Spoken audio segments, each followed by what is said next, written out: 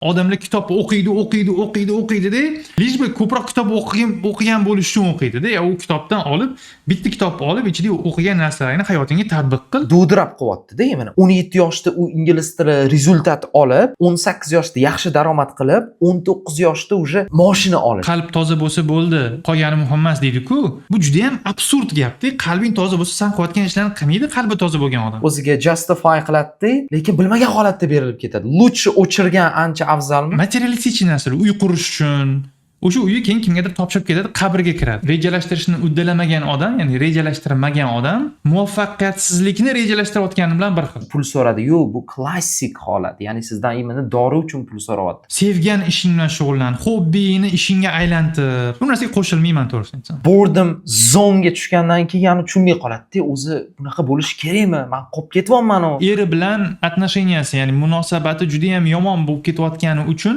bitta narsaga fokus qila olmay qolgan, ya'ni. Tushunasizmi? Oyog'iga turg'izib, oilasini ham tezroq shu vaziyatdan olib chiqib ketish kerak. Qarama, meni ham chakib yuribdi, ham ichib yuribdi. Sen unaqa emassan-ku. Hey, men jannatga tushmasam, kim jannatga tushadi unda, deydi, tushunasizmi?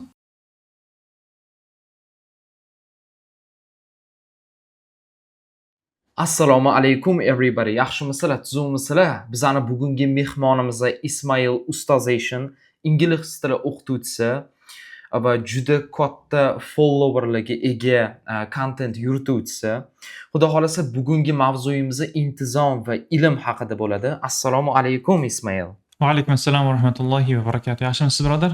Rahmat, Xudoga shukr. O'zingiz yaxshimisiz? Bizning obunachilarimizga ozgina o'zingizni tanishtirib o'tsangiz. Ha, albatta, yana hurmatli hammaga assalomu alaykum va rahmatullohi va barakatuh. Birodarlar, meni ismim Ismail. Yoshim 28 da. Soham ingliz tili. Sizlarni bir musulmon birodaringlarman va umid qilamanki, bugungi birodar bilan suhbatimiz manfaatli bo'ladigan suhbat bo'ladi degan umiddaman inshaalloh. Xo'p, Ismail, intervyuimizni boshlasak, rahmat kattakon yana bir bor rozi bo'lib intervyu qilayotganingiz uchun biz bilan. Xo'p, hozirgi kunda bilasiz, ilmga bo'lgan imkoniyatlar, ilmga bo'lgan opportunities juda katta 21-asrda, lekin ilmga bo'lgan intizom borgan sari tushib ketyapti. Xo'p, 21-asrda juda ham ko'p o'quvchilar, u ingliz tili o'qiydimi, arab tili o'qiydimi, juda ham ko'pchiligini qaramligi bor social mediaga, Instagram, TikTok, YouTube Shortslar va har xil bemaza videolarga. Va imini nima maslahat berasiz shularga qaramligi bor o'quvchisi, lekin ilmga bo'lgan ishtiyog'ini oshirmoqchi, ilmga o'zini bermoqchi, lekin chiqa olmayapti shu qaramlikdan. Bismillah. Alloh subhanahu va taolo bugun hammamiz bilan siz bilan ikkalamiz ulashadigan bir-birimiz bilan manfaatli ma'lumotlarimizni hammamizga foydali qilishini umid qilaman. Robbi shrahli sadri va yassirli amri va hlul uqdatan min lisani yafqahu qawli. Meni chegaralangan limited knowledge'imdan kelib chiqib ketadigan bo'lsam, o'zimni oxirgi yillarda ko'pincha mana shu mavzuda izlanganimdan kelib chiqib aytaman va bu mavzuda o'zi juda ham ko'p izlandim, tajribalar o'tkazdim desa ham bo'ladi, ko'rsatuvlar qildik, alhamdulillah. Shundan kelib bitta xulosani chiqaradigan bo'lsam, buni hammasi chalg'ish. Bu narsani Nir Eyal ham kitobida aytadi. Bizani action naqlarimiz, amallarimiz yoki traction yoki distraction bo'ladi. Traction yoki distraction. Ya'ni bu nima degan ma'noda? Traction deganda qaqqadir qarab yurish, distraction o'shandan teskari tarafga qarab yurish. Amallarimiz mana shu ikki xilga bo'linadi xolos. Xohlagan amalingiz, xohlagan eng mizerni amallarimizni ham shu ikkita kampga solsa bo'ladi. Traction yoki distraction. Masalan, sizni dunyoviy short term maqsadlaringizdan bittasi ingliz tili, ya'ni qisqa muddatdagi maqsadlaringizdan bittasi ingliz tilini o'rganish bo'lsa, ingliz tilini o'rganishga sizni yaqinlashtiradigan har qanday amal bu traction. Unga olib bormaydigan har qanday amal bu distraction. Distraction nimaligini bilamiz, bu chalg'ish deydi. Ya'ni maqsaddan chalg'ish. Nima qilayotgan bo'lsangiz ham yoki maqsadga qarab yurasiz, yoki undan chalg'iysiz. O'rtada nimadir yo'q, ya'ni. Xuddi yoki odam musulmon bo'ladi, yoki musulmon bo'lmaydi. O'rtada bo'lish iloji yo'q, yoki musulmon bo'lasiz, yoki musulmon bo'lmaysiz. Xuddi shunga o'xshab, amallaringiz ham yoki chalg'ish bo'ladi, yoki maqsadingizga olib boradigan bo'ladi. Endi mana hozirgi birodarimiz aytib o'tgan addiction уже maqomiga ega bo'lgan bu odatlar, ya'ni Reels, TikTok, Shorts, shunga o'xshagan qisqa videolarga o'tirib qolish va bu уже ko'chma ma'noda emas, rostdan ham odam o'sha narsaga o'tirib qoladi va tobe bo'lib qoladi, subhanalloh. Bu narsani уже ahli ilmlari, ya'ni miya ahli ilmlari, neuroscientists, miya bilan shug'ullanadigan ahli ilmlar isbotlab bo'lishdi. Bu rostakasim tobeylik bo'lib qolgan. Xuddi narkomaniyaga o'xshab yoki qimorga o'tirib qoladiganday odam mana shu narsalarni bitta turi bu ham. Va juda ham katta chalg'ish turi. O'sha Nir Eyal Indestructible kitobida yozganida bu menga rostdan ham resonate qilgan bitta ma'lumot bo'ldiki, odam nimaga chalg'iydi? Chalg'ish degan protsess o'zi qayerdan kelib chiqadi? Chalg'ish har doim odam nimadandir o'zini olib qochsa chalg'ishga tushadi. Masalan, odam o'zini qanaqadir og'riqdan, diskomfortdan, zerikishdan olib qochmoqchi bo'lsa, chalg'iydi ya'ni. Tushunarli? Chalg'iydi ya'ni. Misol uchun sizga ingliz tili o'rganish zerikarli. Agar sizga ingliz tili o'rganish zerikarli bo'lsa, demak, sal turib qilaman deysiz, o'sha sal turib qilaman deganingizda boshqa narsaga vaqtingizni ajratyapsizmi, o'sha narsa chalg'ish siz uchun. Maqsadingizdan chalg'iyapsiz. Ingliz tiliga olib boradigan narsaga qilmayapsiz. Uzr, men bor gapingiz bo'ldim. Bu degani ingliz tili o'rganish, ya'ni meni tushunishim bo'yicha, agar qiziqarli bo'ladigan bo'lsa, o'quvchi o'zi qiziqarli qilib o'rganadigan bo'lsa, distractionga berilish ehtimoli tushib ketadi. Lekin o'sha ingliz tili o'rganish jarayoni pain zone bo'ladigan bo'lsa, procrastinate qilib darslarni keyingiga qoldirib distractionlarga berilib ketish ehtimoli ham ko'payib ketadi. Shu to'g'rimi? Ha, ya'ni rostdan ham agar siz qilishingiz kerak bo'lgan narsa, siz qilishni xohlayotgan narsa bilan bir xil bo'lsa, bu juda ham zo'r. Alhamdulillah. Gap bo'lishi mumkin emas. Xuddi odamlar aytadi-ku, hobbiyim, meni ishim. Zo'r. Lekin har doim unaqa bo'lmaydi, tan olishimiz kerak. Har doim ham qilishimiz kerak bo'lgan narsa bizga yoqadigan ish emas. Ya'ni ayniqsa o'sha ishni boshlarda, ya'ni ingliz tilini o'rganayotganda ko'pincha odamlar yoki juda ham xohlab o'rganishni boshlaydi yoki umuman xohlamasdan o'rganishni boshlaydi. O'shaning uchun nima qilish kerak unda? Ko'pincha men o'ylaymanki, odamlar chalg'ishga berilishining sababi nimadan qochayotganini bilmaydi. Ya'ni nimaga chalg'ishga o'zini olib qochayotganini o'zi qarangda, chalg'ish deganda bu escape mechanism deyiladi. Chalg'ish escape mechanism. Escape nimadan qochish mexanizmida. Va odamlar ko'pincha nimadan qochayotganini bilmaydi. Nimaga chalg'ishga o'zini urayotganini bilmaydi. Mas chalg'ishga berilayotganida ozgina o'zi bilan bir 15 sekund, 15 soniya ozgina o'zi bilan o'zi gaplashsa, hozir to'xta, mashinga mana hozir vaqtni ajratmoqchiman, Reelsga masalan. Nimadan o'zim olib qochyapman degan suhbat qilsa, shunaqa hayotni o'zgartirib yuboradigan suhbat 15 sekund bo'ladi, mana shu to'g'risi. Odam o'zi bilan o'zi suhbat. Men bor uzr, bu degani tiny, kichkina change deyapsiz-da. Hozir 15 sekund ba'zi birlar uchun bu narsa hech nima emas-da. Ya'ni bu narsa o'zgartira olmaydi deb o'ylaydi. Lekin o'sha Reels ko'rishdan oldin 15 sekund suhbatda o'zi ham katta game changer bo'lishi mumkin demoqchisiz. Game changer bo'ladi-da. Ya'ni aytmoqchi bo'lganim shu, kichkinagina o'zingiz bilan suhbat qilish odatini o'zingizga orttirsangiz, 15 sekund bo'ladimi, 10 sekund bo'ladimi, lekin o'zingiz bilan o'zingiz nimadan olib qochyapman o'zim hozir? Nimadan qochyapman? Zerikishdanmi? Masalan, o'sha kitobda yozadi, bitta ayol eri bilan отношенияsi, ya'ni munosabati juda ham yomon bo'lib ketayotgani uchun va eri bilan shu munosabatini yaxshilash, u mashinasi haqida gaplashish uchun maksimal noqulay bo'lgani uchun undan bunga chalg'ib bitta narsaga fokus qila olmay qolgan, ya'ni. Tushunasizmi? Mana shu masalani yechmagunigacha o'zi ham bilmagan, nimadan o'zini olib qo'yib, oxiri tushunib yetdimki dedi, o'sha erim bilan munosabatim yaxshi qilib olmagunimgacha hech narsaga e'tiborimni jamlamas ekanman, dedi-da. Tushunasizmi? Ya'ni siz nimadan o'zingizni olib qochyapsiz? O'sha narsani head on keyin strike qilish kerak, attack qilish kerak o'sha narsani, ya'ni.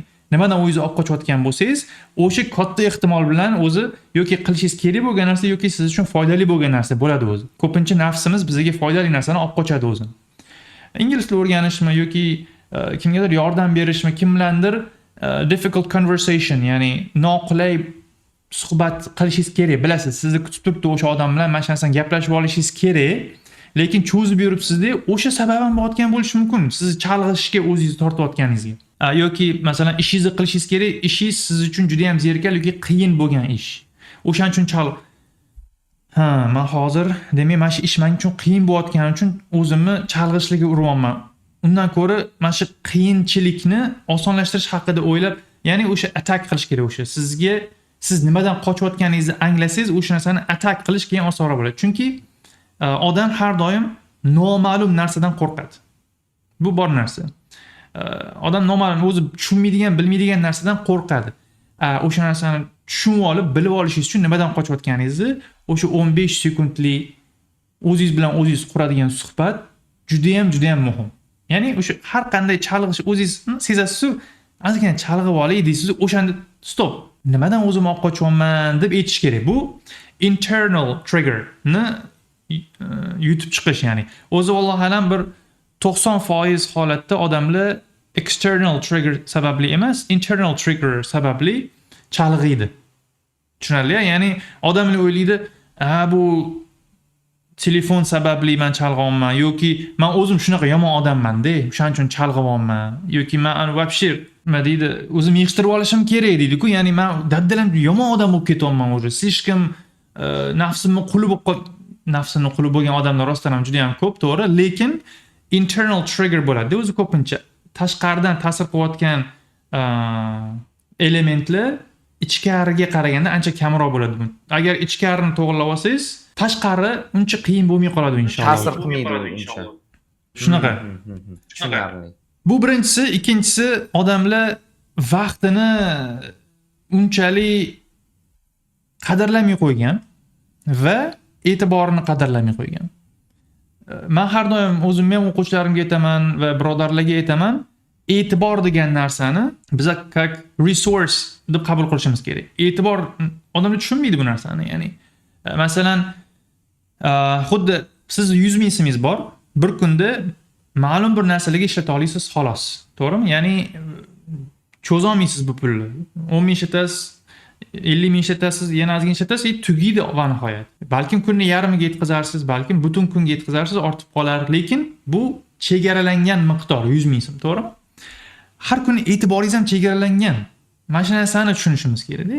E'tiboringiz siz TikTokka beryapsiz va har 1,5 minutda yoki Instagram Reels'da har 2 minutda bu narsani almashtirib scroll qilayotganingizda e'tiboringizni mana shunaqa vizualizatsiya qiling. Iltimos, ya'ni har video sizni mashinchagina 100 ming so'm miqdorida bo'lgan sizni e'tiboringizni 10 ming so'm, 20 ming so'm har bitta video olib qo'yapti. Yeyapti, ya'ni.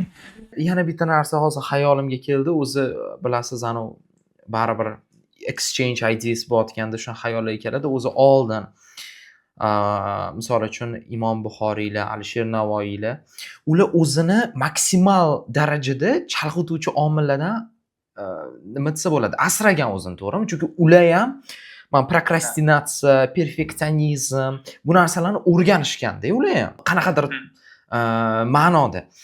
Endi o'sha vaqtda chalg'ituvchi elementlar o'zi kam bo'lgan, ish shunda ham o'zini asrayapti. Hozir har 30 sekundda, даже 1 minutlik reels ham to'liq ko'rmaydi-da odamlar. Yurg'izyapti, mana bunaqa 30 sekund ko'ryapti. 30 sekund yangi video, u komediya bo'lishi mumkin. U jahli chiqaradigan har xil emotsiyalar o'ynaydi. Ya'ni aytmoqchi bo'layotgan gapim, miya portlab ketmayapti-da hozir. Ya'ni shunchalik darajada turibdi, to'g'rimi? O'zi bizani miyamiz bunaqa katta informatsiyani consume, ya'ni iste'mol qilishga moslashmagan o'zi. Bunaqa katta informatsiyani bunaqa kichkina vaqt ichida. Bu degan tayyor bo'lmaganmiz demoqchimisiz? Ya'ni bunaqa social media platformalarga? Bizani miyamiz bunaqa ulkan miqdordagi informatsiyani bunaqa kichkina vaqt ichida intake qilishga moslashmagan o'zi. Ya'ni misol uchun qarang, bitta janrdan ikkinchisidan uchinchisiga almashtiradi, postoyan almashtiradi va bunaqa tez ma'lumotlarni konteksti almashtiradi-ku postoyanni. Buni context shifting deyiladi. Cal Newport o'qigan bo'lsanglar kerak. Diqqat kitobini o'zbekcha diqqat. Cal Newport. Deep work in a distracted Deep world. Work, Deep Work. Uni unchalik mashhur bo'lmagan yana bitta boshqa kitobi bor. Digital Minimalism. Juda ham yaxshi kitob, ya'ni Digital Minimalismda ham mana shu e'tibor degan sizni shu ne'matingizni u ham xuddi shu aytadiki, bitta resource, limited resource deb qabul qilishimiz kerak. Ya'ni ketadi, tugaydi, u tugagandan keyin boshqa narsaga o'sha e'tiboringizni jamlaolmaydigan bo'lib qolasiz. O'sha kuni ham va borgan sari hayot davomida ham e'tiboringiz tarqoq bo'lib qoladi. Xuddi baseline e'tiboringiz borgan sari tushib boraveradi. Mana shunaqa arzon dopaminga e'tiboringizni yediraversangiz, sarflayversangiz. Aytmoqchi bo'layotganim, bundan oldingi pointingizda aytyapsiz, ya'ni mana shu e'tiborimizni biz resource deb hisoblashimiz kerak, xuddi vaqt sifatida. Va u tugaydi. Shunchaki misol uchun kunda 24 soat borligida va cho'nchagingizda tugaydigan pul borligida e'tiboringizni ham siz juda ham qadrlashingiz kerak. Misol uchun sizga kimdir qanaqadir masala olib keldi-da, to'xta, men mashinga hozir e'tiborimni ajratmay turing, boshqa odamga delegировать qilib qo'y deyishingiz mumkin. Prosta mana bu narsaga hozir e'tiborimni, diqqatimni jamlaganman deysiz-ku. Xuddi o'shanga o'xshaydi, ya'ni e'tiboringizni siz reelslarga bersangiz, boshqa sizga kerak, rostdan ham kerak bo'lgan narsalarga e'tiboringizni jamlamay qolasiz va u paytda xotirangiz ham ketadi.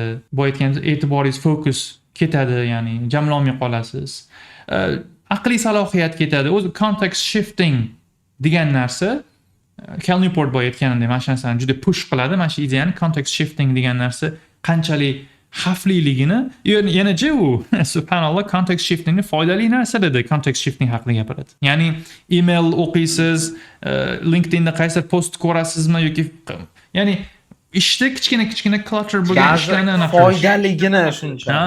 Sizga foydali bo'lgan, qilishingiz kerak bo'lgan kichkina ishlardan bittasidan ikkinchisiga, uchinchisidan to'rtinchisiga sakravergan haqida context shifting deyiladi. Endi siz bitta fahsh, betayin narsalarni ketma-ket ko'rishingiz, bu bilmayman, shuni olib ko'rishgan zaharni ichayotganga o'xshaydi. Miyani bunaqa katta miqdordagi ma'lumotga, bunaqa kichkina vaqt ichida yana bunaqa fahsh, bunaqa betayin, saviyasiz ma'lumotlarga to'ldirish, bu miyani ustiga chiqib qolib sakrash, misorobkadan chiqarish bilan bir xilda. Odam o'zi bunaqa nimaga, nima deydi, zalolatga olib kirib ketish mumkinligini yana o'zi xohlab turib, o'z xohishi bilan, ya'ni voluntarily qilishadi bu narsani odamlar. Ya'ni prosta tushunishmaydi miyani qanaqa katta zaharga olib kirib ketishayotganligini tushunishmaydi. O'shaning uchun shunaqa qilishadi, lekin oqibati juda kuchli va bu time bomb. Ya'ni sekin anaqa bomba bo'ladi-ku, portlaydigan,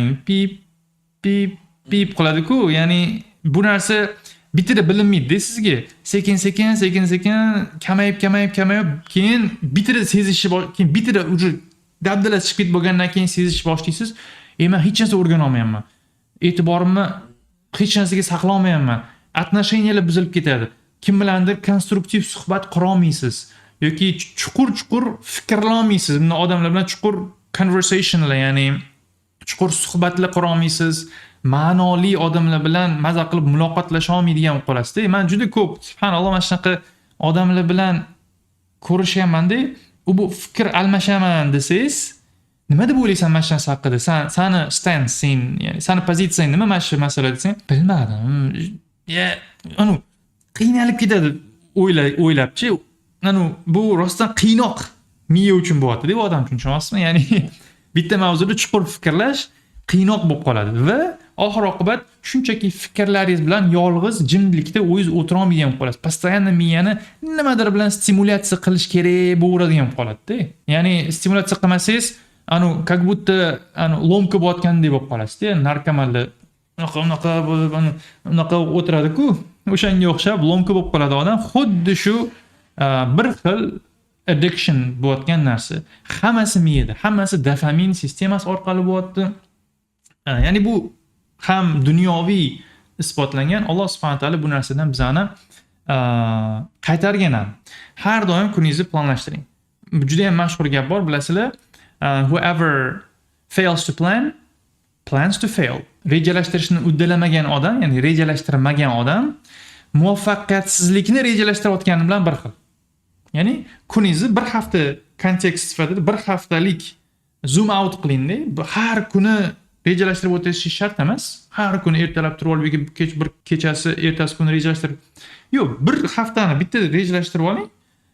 Qanaqa qilib har kuni по-любому qiladigan bottom line ishlaringizni, misol uchun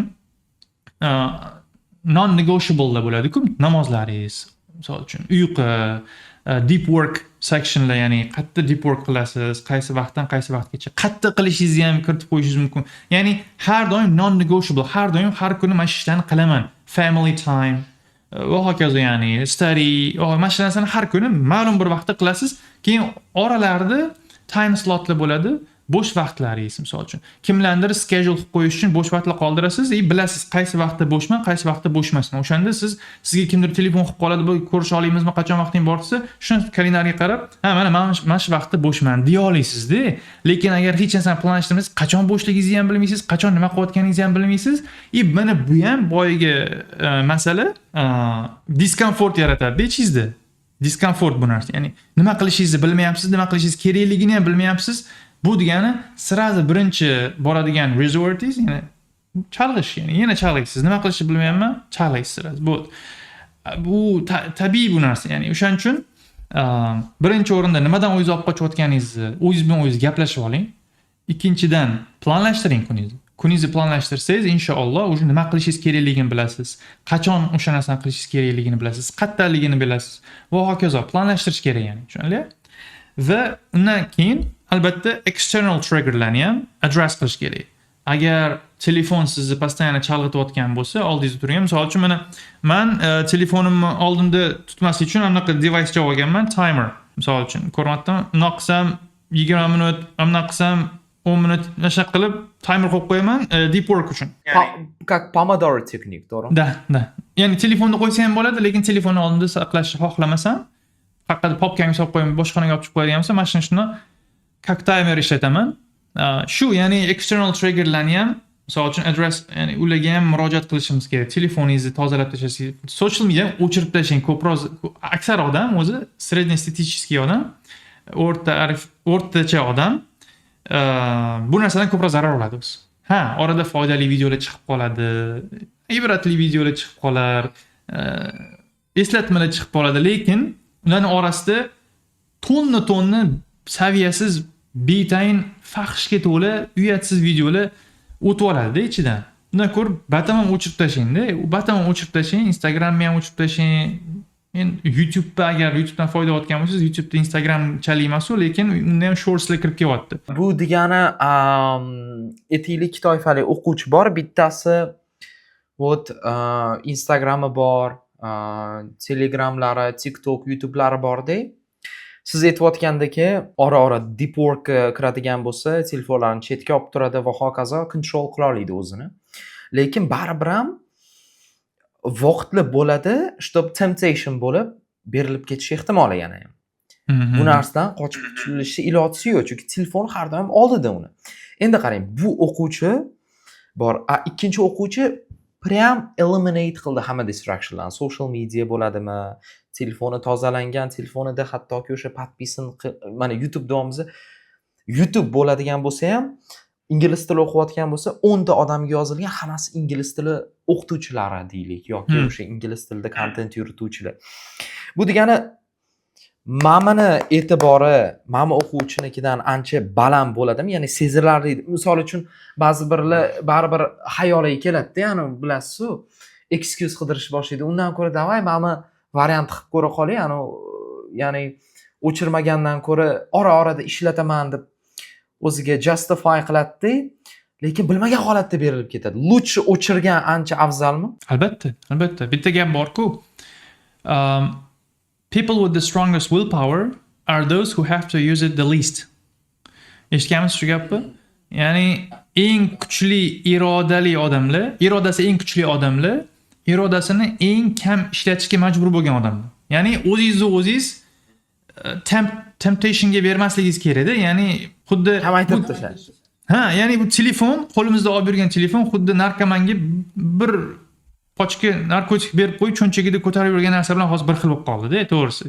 Endi bu iloji boricha siz o'zingizni e'tiboringizni, chalg'ishingizni irodaga yuklamasligingiz kerak. Harakat qiling bu narsani iroda kuchiga iroda degan qizga emas, iroda kuchiga, ya'ni iroda deyiladi-ku, to'g'rimi? Willpower o'zbek tilida. Yo boshqa ma'nodashdimi? Yo'q, shunaqa. Sila voли nima bo'ladi o'zbekchasiga? Iroda deyiladimi? Iroda. Ha, вот. Irodaga emas, ya'ni shu narsani xohlasangiz ham qila olmaydigan qilib qo'ysangiz bo'ldi. U irodaga yoki siz irodangiz qanchalik kuchli, kuchsizligiga bog'liq bo'lmay qoladi-da. O'shani qilib qo'yish kerak, ya'ni. Nima qilasiz o'zingizni sinab? Men shuni to'g'riroq deb bilaman, Alloh alam. Dolzarb mavzuni ko'tarsak, ilm talabida yurayotgan o'quvchilar ko'pida qaramlik bor. Social media addiction'dan qochamiz-da. Yaqinda men addiktolog bilan ko'rishdim, Hayat aka addiktolog bilan. Ular aytishlari bo'yicha, ularning analizlari bo'yicha 13 yoshdan 24 yoshgacha bo'lgan o'g'il bolalar 70% sintetik moddalarga berilib ketgan va 40% ayollar berilib ketgan, ya'ni 40% gacha bo'lgan ayollar sintetik moddalarga, narkotiklarga. Endi qarang, shu ham bordi. Undan tashqari yana bitta ekstremalnisi 50% dan ko'p meni o'zim analizlarimga qaraganda, ya'ni lichkalarimga, Instagramim sahifamga, adminlarimga katta tekstda bayonlar kelar edi. O'quvchilarning orasida deylik buni 50% dan ko'pi pornografik kontentga berilib ketgan. Endi savolim bo'lyapti, bitta o'quvchi, bu o'quvchini oilaviy sharoiti yaxshi emas. Bu degani aytaylik bitta o'g'il deylik yoki 2-3 ta o'g'il bo'lsa ham, qolganlar chet elda yuribdi, oilaviy sharoiti yaxshi emas-da. Bu o'g'il vaqti kam. Bu degani ilm o'qibmi, o'zini oyog'iga turg'izib, oilasini ham tezroq shu vaziyatdan olib chiqib ketish kerak. Shunaqa qaramligi bor buni. Ham shunaqa sharoitda ham bu qaramliligiga berilib ketgan, lekin ilm o'qishi kerak shunaqa vaziyatda. Endi bu o'quvchiga kelib, misol uchun to'g'ri yur, yaxshi yur desa miyaga kirmaydi, chunki mana qaramliklari bor. Juda bir ekstremalniy situatsiyada bu ana olib chiqib ketish ham rosa qiyin. Men o'zim ham tanishlarimda ham bu narsani sezib qolganim bo'lgan. Kontakt sirazi uzganman buni bilganimdan keyin addiktologga aytganman, shunaqa bo'ladimi shunaqa situatsiyalar? Misol uchun menga telefon qildi. Menga telefon qilganida pul so'radi. Yo'q, bu klassik holat. Ya'ni sizdan imini dori uchun pul so'rayapti. Shu holatlar ham kelib chiqdi. Ya'ni nima maslahat berasiz? O'zi juda bitta katta bu topik, lekin maslahatingizga muhtojlar ham bor-da baribir. Avvalambor o'zi mendan ancha kvalifitsirованныйroq maslahat beradigan odamlar manimchalik, ya'ni bu narsani ahli ilmlari ko'proq. Bu narsa haqida bitta birodar bilan ham podkast qiluvdik. Neyroxirurg bilan podkast qilganmiz, ahli ilmlar bilan.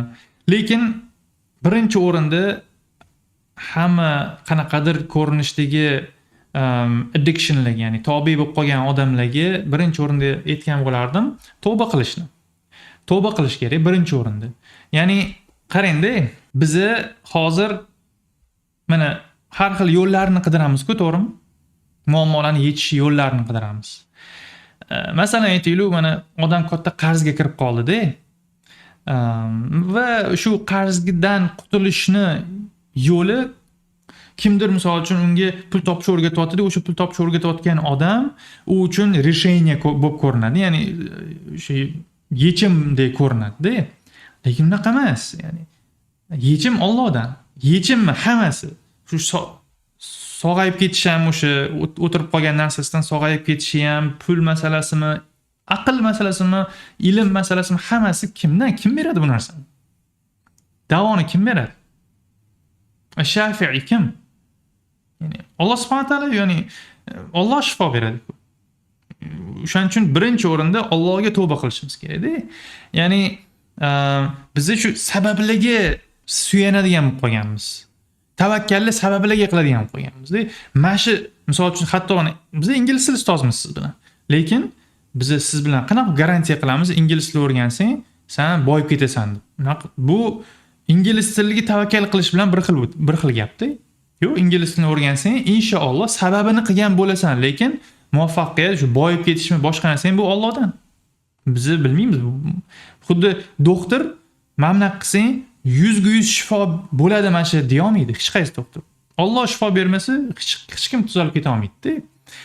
Ya'ni o'shaning uchun birinchi o'rinda mana shu muammolaringizni rostdan ham yechib beradigan zotga murojaat qilishimiz kerak-da.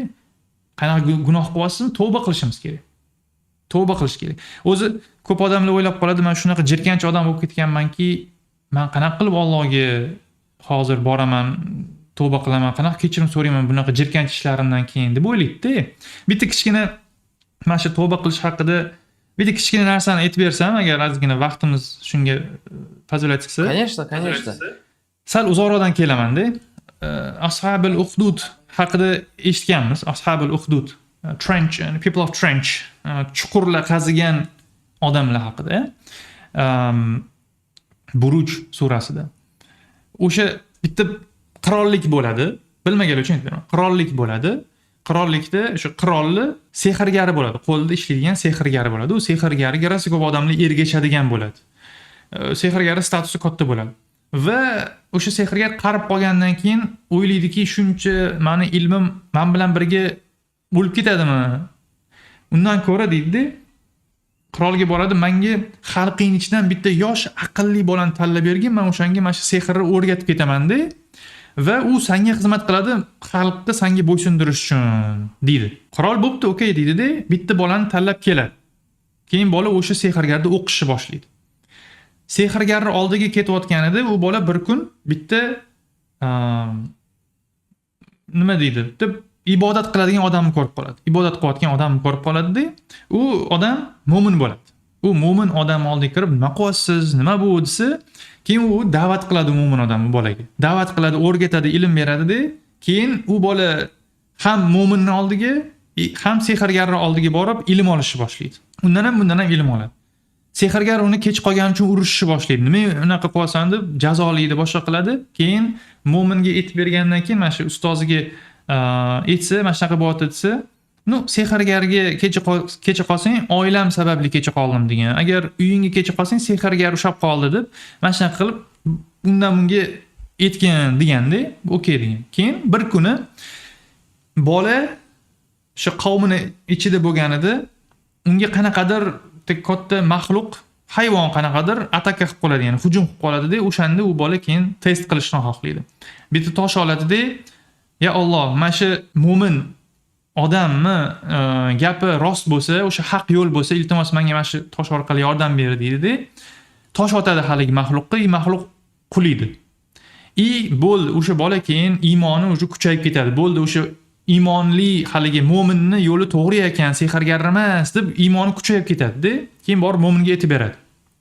Mo'min keyin buni eshitgandan keyin ustozi, "Ha, sen mendan o'tib ketibsan o'sha" deydi-da. "Bo'ldi, sen mendan o'tib ketibsan, endi meni sinovlarni kutgin" deydi. Endi qarang. Ozgina o'sha sinov yana bitta gap qo'shadi. Sinovlar kelganida meni sotib qo'ymagin deydi. "Sen mendan bu narsalarni o'rganganingni sotib qo'ymagin" deydi. Xo'p deydi-da. Bola keyin vaqt o'tishi bilan mashhur bo'lishni boshlaydi. Odamlar unga keladi, "Meni davolab qo'ygin" deydi. U duo qilib qo'yadi-da, keyin odamlar tuzalib ketaveradi. Allohga duo qiladi, Allohga duo qilgandan keyin odamlar tuzalaveradi. Keyin bir kuni bitta qirolli yaqin ishchisi keladi. Juda ko'p pul olib keladi, sovg'a qiladi haligi bolaga. "Men ko'zim ko'r, meni ko'zimni tuzatib qo'ygin" deydi. Keyin bola aytadi, "Men tuzatmayman hech kimni" deydi. "Alloh tuzatadi" deydi. "Men hech kimga davo bera olmayman" deydi. "Men unga qodir emasman, Alloh buni hammasini qiladi" deydi. "Sen iymon keltirgin, duo qilgin, Alloh inshaalloh tuzatadi seni" deydi. Keyin haligi qirolning qo'lida ishlaydigan katta lavozimdagi odam iymon keltiradi. Musulmon bo'ladi-da, duo qiladi. Keyin ko'zi ochilib ketadi. Ko'rib yoradi, ya'ni zreniyasi qaytib keladi. Alloh uni tuzatadi, ya'ni. Keyin boradi-da, bu narsa haqida qirolga aytadi. Zreniyasi ko'ryapti, qirol undan so'raydi. "Nima bo'ldi? Qanaqa qilib tuzalding?" deydi-da. Mani Robbim tuzatdi deydi. Qirol keyin aytadi, "Men tuzatdimmi seni?" deydi-da. "Yo'q" deydi. "Mendan boshqa Robbing bormi?" deydi. Keyin u aytadi, "Sen meni Robbim emas ekansan. Seni ham, meni ham Robbimiz Alloh ekan" deydi-da. Keyin haligi qirol jahli chiqib ketadi. U o'z qirolda endi, tushunasizmi? Menga ibodat qilsin hamma deyotgan bo'ladi-da u. Keyin haligi bolani sotib qo'yadi u. Bolani chaqirib kelishadi.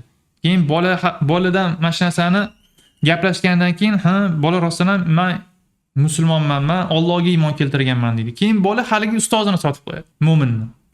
Keyin uni olib kelishadi. "Diningdan qaytasanmi?" deydi. "Yo'q, dinimdan qaytmayman" deydi. "Men faqat Allohga ibodat qilaman" deydi. O'sha zahotiyoq uni boshini aralab o'ldiradi qirol. Keyin haligi anaqasini ham o'ldiradi. U ham qaytmaydi, ishchisi. Dinidan qaytmaydi. Keyin bolani o'ldirmoqchi bo'ladi-da, faqat uni oddiy o'ldirmoqchi bo'lmaydi. Uni ishchilariga aytadi, "Baland tog'ga olib chiqlaring-da, agar dinidan qaytsa, mayli. Dindan qaytmasa, uloqtirib olaring tog'dan" deydi. Olib chiqib ketishadi. Uni askarlari tog'i o'zida tosh bosib bilan o'lib qoladi, bola qaytib keladi. Duo qiladi-da bola o'sha yerda. O'zi tirik qaytib keladi. Keyin cho'ktirib yuborlaring deydi. Boradi-da, bola yana duo qiladi, askarlar o'lib ketadi, bola yana qaytib keladi. Keyin aytadi bola hali qirolga, "Sen meni o'ldira olmaysan" deydi. "Faqat bitta yo'li bor meni o'ldirishni" deydi-da.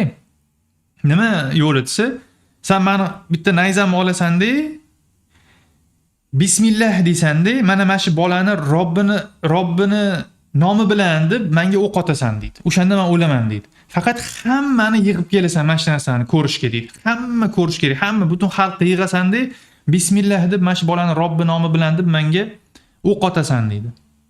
Keyin shu hammani oldida yig'ib, bismillah mana shu bolani Robbi nomi bilan deydi, o'q otadi, hali bola o'ladi keyin o'sha yerda. Keyin hamma buni ko'rganidan keyin iymon keltirishni boshlaydi. Hamma, butun xalq. Hamma ko'rdi-ku. Qirol o'zini xudo deyotgan qirol endi buni Robbisiga bismillah deb buni Robbini nomi bilan ish qilyapti. Demak, to'xta, bu xudo emas ekan u, Alloh ekan bizning Robbimiz deb hamma iymon keltirishni boshlaydi. Ana endi haligi qirol jahli chiqib ketib qolib, o'shani uhdud, ya'ni trench, chuqurlar qaziydi, ichiga yoqilg'i solib, katta olov yoqadi-da, iymon keltirganlarni o'sha yoqqa uloqtirishni boshlaydi. Odamlar yig'ilib olib, tasavvur qiling, odamlar yig'ilib olib, o'sha yerda odamlar tiriklayin yonib o'layotganini kuzatib turishadi-da, prosta kuzatib turishadi. Surada Alloh subhanahu va taolo mana shuni ham aytgan, kuzatib turishgan. Nima uchun ularni jazolayapti u qirol? Iymon keltirgani uchun xolos. Bu juda katta gunoh-da, tushunasizmi? Juda katta gunoh. Odamlarni, endi chaqaloqlarni yoqib yuboryapti, chaqaloqlarni. O'sha yerda bitta ayol qo'lidagi chaqaloqsi bilan olovga borib qo'rqib ana qilib qoladi-da, nima deydi? Qo'rqib ketganida to'xtab qoladi-da, keyin chaqaloq tilga kiradi. Mana shu narsa kelgan, ya'ni aytilgan. Chaqaloq tilga kelib, "Ona, bu yo'ldan qaytmaysiz, haq yo'ldasiz" deydi. Chaqaloq tilga kirib. Ya'ni odamlar aytiladiki, odamlar o'zi yugurib olovga sakrab ketgan iymoni uchun. Tushunasizmi? Endi mana shu yerda juda ham bizning mavzuyimizga qaytamiz. O'sha yerda Alloh subhanahu va taolo aytgan surada A'udhu billahi minash shaytonir rojim. Innal ladzina fatanu al-mu'minina wal mu'minati thumma lam yatubu. Thumma lam yatubu degan joy menga juda ham ta'sir qilganda, subhanalloh. Ya'ni o'sha yerda qarang, hozirgi mana bu siz bilan suhbatlashayotgan odamlar, ular haqida suhbatlashayotgan odamlar, "Men mana bunaqa narsalarga o'tirib qolganman, meni Alloh kechirarmikin" deyapti-yu. Alloh subhanahu va taolo mana shu mu'minlarga mana shunaqa mu'min va mu'minalarga mana shunaqa fitna qilgan odamlarga falahum azabu jahannam deyapti. Jahannam azobi ularga bo'ladi deyapti-da. Agar tavba qilmasa deyapti. Agar tavba qilmasa. Hatto mana shunaqa odamlarni shunchaki mu'min bo'lgani uchun yoqib yorib, tiriklayin chaqaloqlarni yoqib o'ldirib, bitta ikkita odamni, butun qavmi, nechta odamni yoqib yorayotgan odamlar agar tavba qilmasa ularga jahannam bo'ladi deyapti. Tushunasizmi? Ya'ni ularga ham hali tirikligida tavba eshiklari ochiq, ularga ham. Qanaqa bizani rahmdil Robbimiz bor-da. Tasavvur qila olmaymiz uni qanchalik rahmlilik. Ya'ni eng baxtsiz odam Allohni Ar-Rahman, Al-G'afur, ya'ni kechirimli zotligiga shubha qilgan odam. Ya'ni Alloh subhanahu va taolo hamma gunohni kechiradi. Tirik ekanmiz, bizni hali ruhimiz badanimizdan chiqmabdi, hamma gunoh kechiradi. Allohni gunoh kechirishiga hech qanaqasiga shubha qilmasligimiz kerak. Qanaqa gunoh qilgan bo'lsangiz, nimaga o'tirib qolgan bo'lsangiz ham Alloh subhanahu va taolo bizani kechiradi. Shuni bilishimiz kerak. Ya'ni tavba anaqasiga uzoqdan olib keldim, lekin kontekst qurib bermasangiz tushunmasligi mumkin odam, tushunasizmi? Shunaqa odam shunchaki mo'min bo'lgani uchun yoqib yuborgan odamlar, tushunasizmi? Bu narsa Qur'onda kelgan. Ashabul Ukhdud. Mana shu yoqib yuborgan odamlarni mo'min bo'lgani uchun yoqib yuborgan odamdan battar bo'lmasa kerak, nimadirga o'tirib qolgan odam, to'g'rimi? Alloh albatta tavbasini qabul qiladi. Hech qachon shubha qilmaslik kerak. Hech qachon. Bizani eng kechiruvchi Robbimiz bor. Shuning uchun birinchi o'rinda tavba qilish kerak bu odam. Ya'ni nimagadir o'tirib qolgan bo'lsa, mana shunaqa zararli fahsh yoki harom narsalarga o'tirib qolgan bo'lsa, birinchi o'rinda tavba qilish kerak. O'zi tavba vojib bo'ladi. Qanaqa gunoh qilgan bo'lsa ham, birinchi o'rinda tavba vojib bo'ladi bu odamga. To'xtatish va qanaqa tavba? Tavbatan nasuha deb aytgan Alloh subhanahu va taolo. Ya'ni rostakasim tavba. Ha, Alloh kechiruvchi zot, deb yana qilaman, keyin tavba qilaman. Bu tavba emas bu. Bu tavba qilgan deb hisoblanmaydi. Tavbaning shartlari bor. O'sha gunohni to'xtatish kerak, afsuslanish kerak. O'sha gunohni to'xtatib, afsuslanish kerak, boshqa qilmaslik kerak u gunohni. Ya'ni hozir yana bitta qilaman, keyin tavba qila olaman degan odam afsuslanyapti deyilmaydi-da bu narsaga. Ya'ni ham to'xtatmagan u narsani. Tavba emas bu. Ya'ni tavba odamlar o'zicha Allohni trick qilmoqchi bo'ladi. Temporary solution deyka. Bu solution emas, ya'ni bu o'zini o'zi aldayapti. Bu Allohni aldamoqchi bo'lib, o'zini o'zi aldayapti. Как bu illyuziya demoqchiman. Tavba qilish kerak va ikkinchi o'rinda duo qilish kerak. Yana o'sha gap. Kim yordam bera oladi? Kim? Hech qaysi doktor yordam bera olmaydi agar Alloh unga hidoyat bermasa. Hech qaysi doktor. Shuning uchun duo qilish. Alloh subhanahu va taolaga bizni birinchi qurolimiz o'zi duo-ku. Musulmonning birinchi quroli har doim duo bo'ladi. Bizning Robbimiz bor. Robb degani bizga har doim tepadan yordam berib turadi, bizani qo'llab-quvvatlab turadi, tashab qo'ymaydi bizani Alloh subhanahu va taolo. Shuncha kofirlarga ular Allohga iymon keltirmagan bo'lsa ham rizqini berib turibdi-yu. Allohning rizqini yeb yurishibdi ular ham. Lekin biz musulmonmiz, alhamdulillah Alloh subhanahu va taolo iymon keltirdik, albatta Alloh bizga yordam beradi. Duo qilishimiz kerak. Alloh subhanahu va taolo hamma narsaga qodir zot. Qo'lidan hamma narsa keladi. Bitta sizni qanaqadir narsadan shu zavisimlik, addiction nimagadir tobe bo'lib qolganingizdan ochib ketishga qodir emasmi Alloh? Albatta qodir. Shuning uchun o'sha narsaga qodir bo'lgan zotdan so'rashimiz kerak. Allohdan so'rashimiz kerak. Sabablarni qilib, sabablarga emas, Allohga tavakkal qilamiz. Birinchi o'rinda tavba, keyin duo qilamiz. Endi o'tirib qoldi, masalan, o'sha sabablari davomida, sabablari nima unda? Bu narsadan qutulishi sabablari, bu narsani ya'ni har xil ko'rinishda aytishingiz mumkin, lekin men misol uchun boyiga yana kontekstga qaytgan bo'lardimki, o'qiganmiz hammamiz Atomic Habits. Atomic Habitsda juda ham qiziqarli izlanish /experiment/observation, ya'ni observation o'zbekchasiga nima? Kuzatuvni keltiradi. Vietnam urushi haqidagi nimani esingizda bo'lsa, Vietnam urushida amerikalik askarlarni 20% taxminan geroinga o'tirib qoladi. Ya'ni narkoman bo'lib qoladi-da, o'tirib qolishadi. Va undan ham ko'pi hech bo'lmasa bir marta o'sha narsani tatib ko'rgan bo'ladi, ya'ni. Lekin 20% o'tirib qolgan, prям narkoman. Va urush tugaganidan keyin, Amerikaga qaytganidan keyin o'sha askarlar 95% tashlab yuborgan. O'sha narkotikga o'tirib qolgan, tobe bo'lib qolgan odatini tashlab yuborgan. 95%. Bu unprecedented. Ya'ni bo'lishi mumkin bo'lmagan o'sha paytdagi statistikalarga qaraganda bu bo'lishi mumkin bo'lmagan ko'rsatkich. Nimaga? Chunki u paytda reabilitatsioniy sentrlar bo'lgan. U paytda narkomaniya bo'lgan u paytda va Amerikaning o'zida narkomaniyaga o'tirib qolgan odamlar rehabga borganida, reabilitatsiyaga borganida u yerda tuzaladi-da, uyga qaytib kelganidan keyin yana 95% yana narkomaniyaga qaytadi. Ya'ni g'irt teskari statistika bo'lgan. Urushdan qaytganlar 95% tashlagan narkomaniyani reabilitatsiyadan qaytganlar 95% yana qayta narkoman bo'lib qolgan. Nima o'zgaryapti? Bu nimadan bo'ldi? Juda ham yaxshi savol. Nima unaqa bo'lyapti? Nima bunaqa kardinalniy boshqacha statistika? Nimaga bunaqa katta farq? Juda ham qiziqarli ma'lumot-da. Qarang, u askarlar narkotikni o'sha urush zonasida orttirib olgan narkotik odatlarini-da. U yerda katta stress bo'lgan, atrofida hamma narkoman, geroin juda ham dostupniy, accessible bo'lgan, ya'ni hamma yoqda bor narsa bo'lgan, sotib olish oson bo'lgan, hamma o'rtoqlar askarlarimiz shunaqa bo'lgan va hokazo, ya'ni urush payti katta bosim bo'ladi. O'shaning uchun o'tirib qolgan shu narsaga. Bu albatta oqlamaydi bu narsani umuman, lekin ular o'ziga oqlab olgan mana shu narsani-da. O'sha yerda o'tirib qolgan. Endi kontekst o'zgardi. O'sha odatda orttirib olgan joydan chiqib ketib uyga qaytdi. U environmentda emas, u muhitda emas o'zi. U muhitdan chiqib ketdi.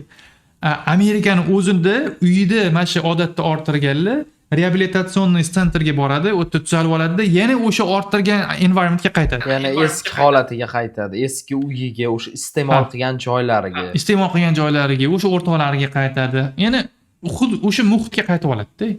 Ya'ni muhit juda ham muhim narsa. Muhit deganda faqatgina lokatsiya emas albatta. Bu atrofingizdagi odamlar, iste'mol qilayotgan kontentingiz, o'qiyotgan kitob o'qiydimi, bir narsaga o'tirib qolganini bilmadim, lekin iste'mol qilayotgan ma'lumotlaringiz, ko'rayotgan narsalaringiz, vaqtingizni nimalarga ajratyapsiz, o'sha narsada qisqasi, tushunarli-a? Men aytmoqchi bo'layotgan narsa bu triggerda, tushunyapsizmi? Triggerlar, mana shu reelslar hozirgi qizlarni, ba'zi bloger qizlarni qilayotgan kontentda yaqin o'tmishda pornografiya hisoblangan. Yaqin o'tmishda. Lekin hozir o'zbek o'zini musulmonman deyotgan qizlar mana shunaqa narsalar qilyapti-da, subhanalloh. Ya'ni qanaqa zamonda yashayapmiz? Ajoyib, to'g'risi, ajoyib. Nima deyishni ham bilmaysiz. Ya'ni bu narsa ham albatta musulmon uchun, albatta ayniqsa mana bunaqa narsaga o'tirib qolgan odam uchun bitta ko'radi, xuddi slot mashinani ko'rganga o'xshab, qimorroz odam slot mashinani ko'rib qoladi yoki qaysidir qimor esiga tushib qolsa, sirazi o'zini boshqara olmay so'laga oqib ketib, telefon kirib nimadirga pul tikib yuboradi-ku, o'shanga o'xshagan narsa-da. Ya'ni bu qizlarni mana shunaqa reelslarini likillab, raqsga tushib, jilmayib, nima qilayotganini ko'rsa, bu narsalarga o'tirib qolgan odam uchun bu xuddi o'sha slot mashinaga o'xshab juda katta trigger. Chopish kerak bu narsalarni. Va bu odam individual o'zi uchun решение, ya'ni yechim bo'lsa, jamiyatimizni ham o'ylash kerak. Jamiyat uchun bu narsalarni qanaqa qilib bartaraf qilsa bo'ladi, o'sha narsani ham o'ylash kerak. Bu odamlarni boykot qilish kerak. Faqat siz hozir mana shunaqa ularni o'chib tashlab boshqa qilib yechim topgandirsiz. Lekin bolalaringiz, atrofingizdagi jiyanlaringiz, mahalla, musulmon birodarlaringiz ular nima qiladi? Ular ham qiynalayotgan bo'lishi mumkin mana shu. Katta ehtimolda qiynalyapti juda ko'p odamlar mana shu narsada. Shuning uchun uni aytolmasdan saqlab, shunaqa secret qilib turib. Aytmoqchi bo'layotganim, o'zimizga ham sabab qilishimiz kerak.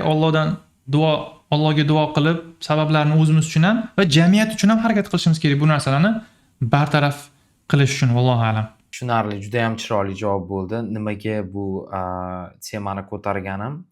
Ya'ni hech kim garantiya bermaydi kelajakda o'sha insondagi bo'lib qolmasligi. Shuning uchun strahofka bo'lishi uchun mana shu temani ko'tardim. Ya'ni hozir hammamiz dangerdamiz-da. U mana 13 yoshli statistika deyaptilar. Mana men sizga aytaman dedilar. Oka, 13 yoshdan 24 yosh 70% dan ko'p dedilar-da. Menga o'g'il bolalar. Bu degani nechtasi o'sha aytolmasdan hozir odamlarga namyok qilsa tushunmayapti. Откровенно gapiradigan vaqt keldimi deyman-da. Ya'ni mana shu temalarni ochib, o'sha problemaga ana urush kerakmi deyman-da. Поэтому mana shu temani ochaylik dedim. Da ilm yo'nalish, lekin ilm o'qiyotgan bola berilib ketmaydi. Hech kim garantiya bermaydi bunga. Shu scattered-da, ya'ni tarqalib ketgan o'sha bu hammaga. Ilm o'qiyotgan bola, ayniqsa o'sha men aytib o'tdim, pointda, ya'ni oldingi compared to our parents time, grandparents time u yoqqa qaraganda bizda chalg'ituvchi omillar rosa ko'p. Hozirgi o'quvchilar baribir qiynaladi ilm o'qishda. qarang, ingliz tili o'qiyapti yoki arab tili o'qiyapti-da, lekin rezultat bo'lmayapti. Rezultat ko'rmayapti, mana mevalarni ko'rmayapti. Nima maslahat berasiz shunaqa holatda? Juda ko'p. Ozgina narsaga qo'lini tushirib olaveradi. Ozgina narsaga depressiyaga kiradi. Ozgina narsaga siqilib qoladi. Nima maslahat berasiz? Rezultat ko'rmaslikni Alloh alam ikki xil sababi bo'lsa kerak. Birinchisi vaqt hali ko'p o'tmaganligi, ikkinchisi sistematik xato qanaqadir yondashishda bo'lishi mumkindir. Ya'ni birinchisini yechimi shunchaki sabr qilishingiz kerak. Ya'ni bir haftagina tilni o'rganib, katta rezultatlar kutib olmaslik kerak-da. Misol uchun mana zalga chiqayotganingizda ham bir haftada 5 kilo mushni masta olaman deb kutmaydi-ku odam, to'g'rimi? Rezultat bo'lmadi demaydi 5 kilo olmasa. Bu realistik, ya'ni rostagasin kutsa bo'ladigan kutuvlar qo'yish kerak o'zingizga. Masalan, borasizda bir haftada oddiy odam qanaqa o'rganyapti ingliz tilini, qanaqa narsalarga erishyapti, bir oyda, bir yilda qanaqa narsalarga erishyapti, o'sha narsaga qarab sizdan keyin kutib qo'yasiz. Unrealistic expectationlar qilmaslik kerak. Ba'zida odamlar mana shunaqa bo'lgani uchun shunaqa menda rezultat bo'lmayapti deb o'ylaydi-da. Lekin hali qanaqadir sezilarli rezultat bo'lishiga hali vaqtli bo'ladi prosta. Bo'ldi shu. Sabr qilish kerak. Sabr. Innalloha ma'as sobirin. Shu, ya'ni Alloh sabr qiluvchilar bilan birga. Sabr qiling, foydali ish bilan shug'ullanmayapsiz, ko'chada nimadir baklashga tepib yurmayapsiz, bekorchilik bilan shug'ullanmayapsiz. Alhamdulillah, hech bo'lmasa shu qarang-da, oddiy nimadir o'rganayotganingizni o'zi hatto zo'r o'rganib olmayotgan bo'lsangiz ham, bekorchi, betayin, arzon dofamin bilan shug'ullanmayotganingiz o'zi katta foyda. Tushunasizmi? Ya'ni anaqalarni ko'rgan bo'lsangiz kerak. Buni ham Cal Newport aytadi. Normalize boredom deydi. Normalize boredom, ya'ni zerikishni oddiy holga aylantirish kerak. Ya'ni shuni o'tiradi, devorga qarab o'tiradi. Bu nimaga? Ya'ni zerikish sizni e'tibor doirangizni kuchaytiradi deydi-da. Tushunasizmi? Zerikishga o'rganishingiz kerak. Zerikishga o'rgansangiz, keyin zerikarli ishlarni osonroq qilasiz. Nimadir o'qishingiz uchun zerikarli bo'lsa, osonroq keladi sizga inshaalloh keyin. Tushunasizmi? Ya'ni zerikib ketib, lekin qilyapsizmi? Zerikib ketayotgan bo'lsangiz ham, lekin qilyapsizmi? Hech bo'lmasa o'sha befoyda arzon dofamin qilmayotganingiz o'zi sizga juda ham katta foyda. Lekin sabr qiling. Inshaalloh ozgina vaqt o'tishi bilan sekin-sekin ko'rinishi boshlaydi. Incremental developmentlar bilan, incremental progresslar bilan. Ikkinchidan, agar rostdan ham o'rganish jarayoningizda flaw bo'lsa, muammo bo'lsa, unda bitta qaysidir mana shu sohani yaxshi biladigan, misol bizning sohamiz ingliz tili bo'lgani uchun, misol ingliz tilini ustozlarga borib, qarang, men mana bunaqa o'rganyapman. Mana qilyapman. Mana hozirgi natijam mana shunaqa. Bu normal holatmi? deb so'raysiz. Bo'ldi, bu katastrofa narsa emas, ya'ni fasalu ahla zikri in kuntum la ta'lamun. Alloh subhanahu va taolo bunga ham yechim aytib qo'ygan. So'ra, biladigan odamlardan borib so'ra. Nima bo'lyapti? Mana hozir holatim mana shunaqa. To'g'ri ketyapmanmi? Qanaqa mana shunaqa normalmi? Mana shunaqa hozircha ko'rinmayotgan rezultatlarni deysiz, bo'ldi. Bir xilda o'quvchilar rezultat ko'rmaydi, rostdan ham noto'g'ri o'rganayotgani uchun. Chunki ko'p o'quvchilar self studyni birinchi o'ringa qo'yib qo'yadi, prioritize qilyapti. Self study orqali men o'rganaman deydi. O'qituvchini gapi yoqmaydi, o'qituvchini hurmatsiz nima desa bo'ladi? O'qituvchiga bo'lgan trivialize qiladi. Ya'ni muhim hisoblamaydi. Muhim hisoblamaydi. Bitta o'qituvchi-yu, endi rosa bu ham bitta katta tema o'zi. Self studyni prioritize qilyapti, nima xato qilayotganini bilmaydi. Menimcha, mana shu ham rosa katta tema, ya'ni o'sha o'qituvchi mutaxassis topish kerak, professor topish kerak baribir. Postoyanda kontrol qilib turadigan, kuzatib turadigan. O'zi o'ylayman, self study bilan o'rgansa bo'ladimi, iloji bormi? Iloji bor deb o'ylayman. Uni combine qilish kerakmi?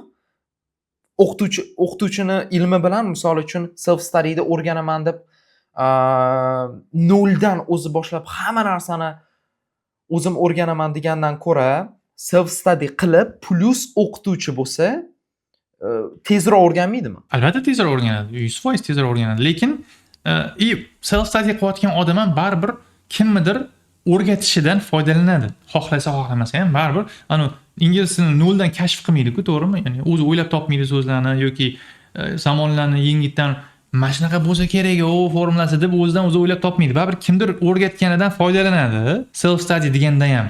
Lekin xos o'zini o'qituvchisi bo'lmasligini self study deb nomlashadi, misol uchun. Lekin men har doim aytaman, albatta ustoz bilan o'rgangan ancha tezlashtiradi. Sezilarli darajada tezlashtiradi jarayonni. Lekin ustoz bilan o'rganayotgan odam ham, self study qilayotgan odam ham ikkalasi baribir self study qilish kerak. Ustoz bilan o'rganyapti degani self study qilish kerak emas degani emas. Ya'ni bunaqa holatga bormaslik kerak-da. Ustoz bilan o'rganyapsizmi, uyga borib o'zingiz ham self study qiling baribir. Ya'ni bu ustoz bilan o'tkazayotgan vaqtim faqat English time, qolganda bo'lmaydi degan narsa yo'q. O'rganish kerak. Bu noto'g'ri fikrlash, ya'ni. Soatda o'zi yetadi, shu bilan rezultat qilib ketaman. Ha, yo'q. Hali sabr haqida gapirdingiz. Ya'ni boredomni anaqa qilish kerak, perfect qilish kerak, boredomni practice qilish kerak dedingiz. Inson moslashuvchi, adaptatsiya qiladi. Bu degani boshida qiyin bo'lsa ham baribir adaptatsiya qiladi-yu inson, to'g'rimi? Ya'ni potensiali bor. Misol uchun boredomni ba'zi birlar aytaylik, qaysidir levelga chiqdi, lekin o'shani maksimalni ursa bo'laveradi-yu, to'g'rimi? Ya'ni yana chunki men o'sha 400 yil g'orda yashaydigan bitta inson haqida eshitganman. O'sha bitta xurmomi, shaftolimi yeydi daraxtdan, lekin bitta o'zi yashaydi.